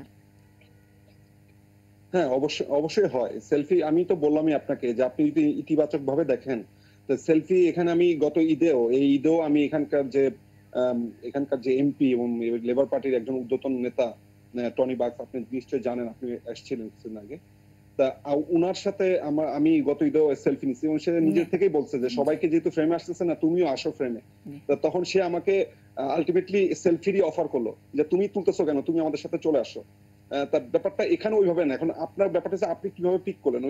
এখন আপনি একটা অস্ত্র আছে, সেই অস্ত্র আপনার প্রতিপক্ষের বা আপনার শত্রুপক্ষের অ্যাটাক করবেন নাকি আপনি নিজের বন্ধুকে অ্যাটাক করবেন, সেটা আপনার মানে এই perception এর অস্ত্রটা উপর আসলে depend করে। পলিটিক্যালি ইউজ করেন কিনা সেটি আমার প্রশ্ন ছিল, অনেকে নিবিনে জিজ্ঞেস করেছি আপনারা পলিটিক্যালি এই সেলফি অস্ত্রটা ব্যবহার করেন কিনা একটা ইম্পর্টেন্স পাওয়ার জন্য, দেশে একটু বেশি প্রায়োরিটি পাওয়ার জন্য এবং পরিচয় দেওয়ার জন্য ওখানে সেটা ব্যবহার করেন কিনা, খুব ছোট্ট করে উত্তর দেবেন। না, নেতার সাথে সম্পর্ক থাকার পরিচয় দেওয়াটার সাথে কোনো nothing wrong with that, but আপনি এটাকে মিসইউজ করতেছেন কিনা। হ্যাঁ, আপনার নেতার, একটা বড় নেতার কাছে অনেক কিছু শেখার আছে, তার কাছে যাওয়ার অনেক কিছু শেখার আছে রাজনীতি, কিন্তু আপনি সেটাকে মিসইউজ করতেছেন কিনা বা মিসইন্টারপ্রেট করতেছেন কিনা সেটা হলো, বা আপনাদের কোনো ফায়দা ফিকির করতেছেন কিনা সেটা ইম্পর্টেন্ট। আমাদের তো এখানে কোনো ফায়দা ফিকিরের আসলে ওরকম কোনো মানে অবস্থাও নাই, সুযোগও নাই। বাট আমরা এখানে রাজনীতি করি শুধুমাত্রই আমাদের সে আদর্শগত দিক দিয়ে এবং আমাদের ফ্যামিলি, আমাদের এলাকায় যারা আছে তাদেরকে। আচ্ছা, অনেক ধন্যবাদ। একেবারে শেষ আমরা অপু উকিলের কাছ থেকে জানতে চাই সামাজিক চিকিৎসার বিষয়টি খুব ছোট্ট করে বলবেন। আমি মাসুদ কামালের কথা দিয়ে আজকের অনুষ্ঠান শেষ করব। না, আমি তো প্রথমে বিশ্বাসই করছি না যে এটি মানে সেলফি কোনো একটি রোগ হতে পারে, তবে যারা ডিপ্রেশনে আছে মিসইউজের, আমি সেলফি তোলা নিয়ে প্রশ্ন করিনি, অপব্যবহারের কথা বলেছি, আমাদের যে সামাজিক যে প্র্যাকটিসগুলো আছে সেগুলো নিয়ে বলেছি, এবং বিব্রত করা অবস্থায় আপনারাও পড়েন, অনেকেই পড়ে সেই জায়গায়। সেক্ষেত্রে সচেতনতা সৃষ্টি করবার জন্য আমি মনে করি অবশ্যই আমরা যেখানে আছি সকলেরই এই ব্যাপারে যেন এটা মিসইউজ না হয়, এবং এই যে আমাদের যারা নিউ জেনারেশন তারা এটাতে ফেসবুকে আসক্তি হয়ে গেছে, ওটার পর ওই ফেসবুক থেকে তারা আবার সেলফির প্রতি যে কয়টা আমি আপলোড করতে পারবো, কতটা লাইক পাবো, কমেন্ট পাবো, এরকম একটা নেশা আছে। সেটা থেকে তাদের পড়াশোনার দিকে, তাদের প্রাত্যহিক জীবন যেন ক্ষতিগ্রস্ত না হয় সেই দিকটা আমরা সকলেই ঐক্যবদ্ধ হয়ে এই ব্যাপারে সচেতন করবার জন্য। পাশাপাশি দুর্ঘটনাগুলো যেখানে ঘটে সেই দুর্ঘটনা এড়ানোর জন্য সেলফি তুলতে গিয়ে যেন তারা কোনো রকম সমাজ থেকে, পরিবার থেকে সকলকেই সচেতন করবার জন্য আমার আহ্বান থাকবে। ডক্টর ফাহিম হোসেন, অ্যাটিকেট নিয়ে যদি দু একটি লাইন আমাদেরকে বলেন, খুব তাড়াতাড়ি অনুষ্ঠান শেষ হয়ে গেছে, মানে সময় শেষ। খুব দ্রুত কয়েকটা ব্যাপার আছে, যেমন দক্ষিণ কোরিয়াতে সেলফি স্টিক যেগুলো ব্লুটুথ ব্যবহার করে সেটার একটা লাইসেন্সিং এর ব্যাপার আছে, অবৈধভাবে ব্যবহার করা যায় না, সব জায়গায় সেলফি স্টিক ব্যবহার করা যায় না। এটা খুব একটা ইন্টারেস্টিং ব্যাপার যে আমরা কিভাবে রেগুলেট করতে পারি নতুন প্রযুক্তিকে। আরেকটা ব্যাপার হচ্ছে ইউএসএতে বিভিন্ন স্টেটে আপনি ভোটের সময় সেলফি তুলতে পারবেন না, তো সেই ব্যাপারটাও যে একটা পলিটিক্যাল, একটা সেন্সিটিভ ব্যাপারগুলোতে গিয়ে আমি কতটুকু ব্যবহার করতে পারবো কি পারবো না সেটার ব্যাপার চলে আসে। বাট ওভারঅল নেট এটিকেটের যে ব্যাপার আছে সেটা না ইভলভিং, এবং সেটা কিছু হতে পারে বৈশ্বিক, আর কিছু হতে পারে আঞ্চলিক, কিছু হতে পারে আমাদের সামাজিক মূল্যবোধ অনুযায়ী। এটা একটা চলমান প্রক্রিয়া। তো আমার মনে হয় না রুলস অ্যান্ড রেগুলেশনস দিয়ে সবসময় এটা আমরা দেয়াল তুলতে পারবো। আরেকটা খুব দ্রুত আরেকটা জিনিস বলতে চাচ্ছিলাম, পিতরেজা বলেছিলেন যে কিভাবে সেলফি তুলতে হয় এবং গোপ্রো বা অন্যান্য জিনিস দিয়ে করা যাচ্ছে। সেলফি ড্রোন কিন্তু চলে আসছে, এটা বেশি দামি কিছু না, ছোট ছোট ড্রোন যেটা 60 ফুট উঁচুতে উঠতে পারবে এবং বিভিন্ন জায়গায় ঘুরে ঘুরে উড়ে উড়ে ছবি তুলতে পারবে। তো আমরা এইসব জিনিসপত্র খুব শিগগিরই দেখব আমাদের দেশে। অনেক অনেক ধন্যবাদ।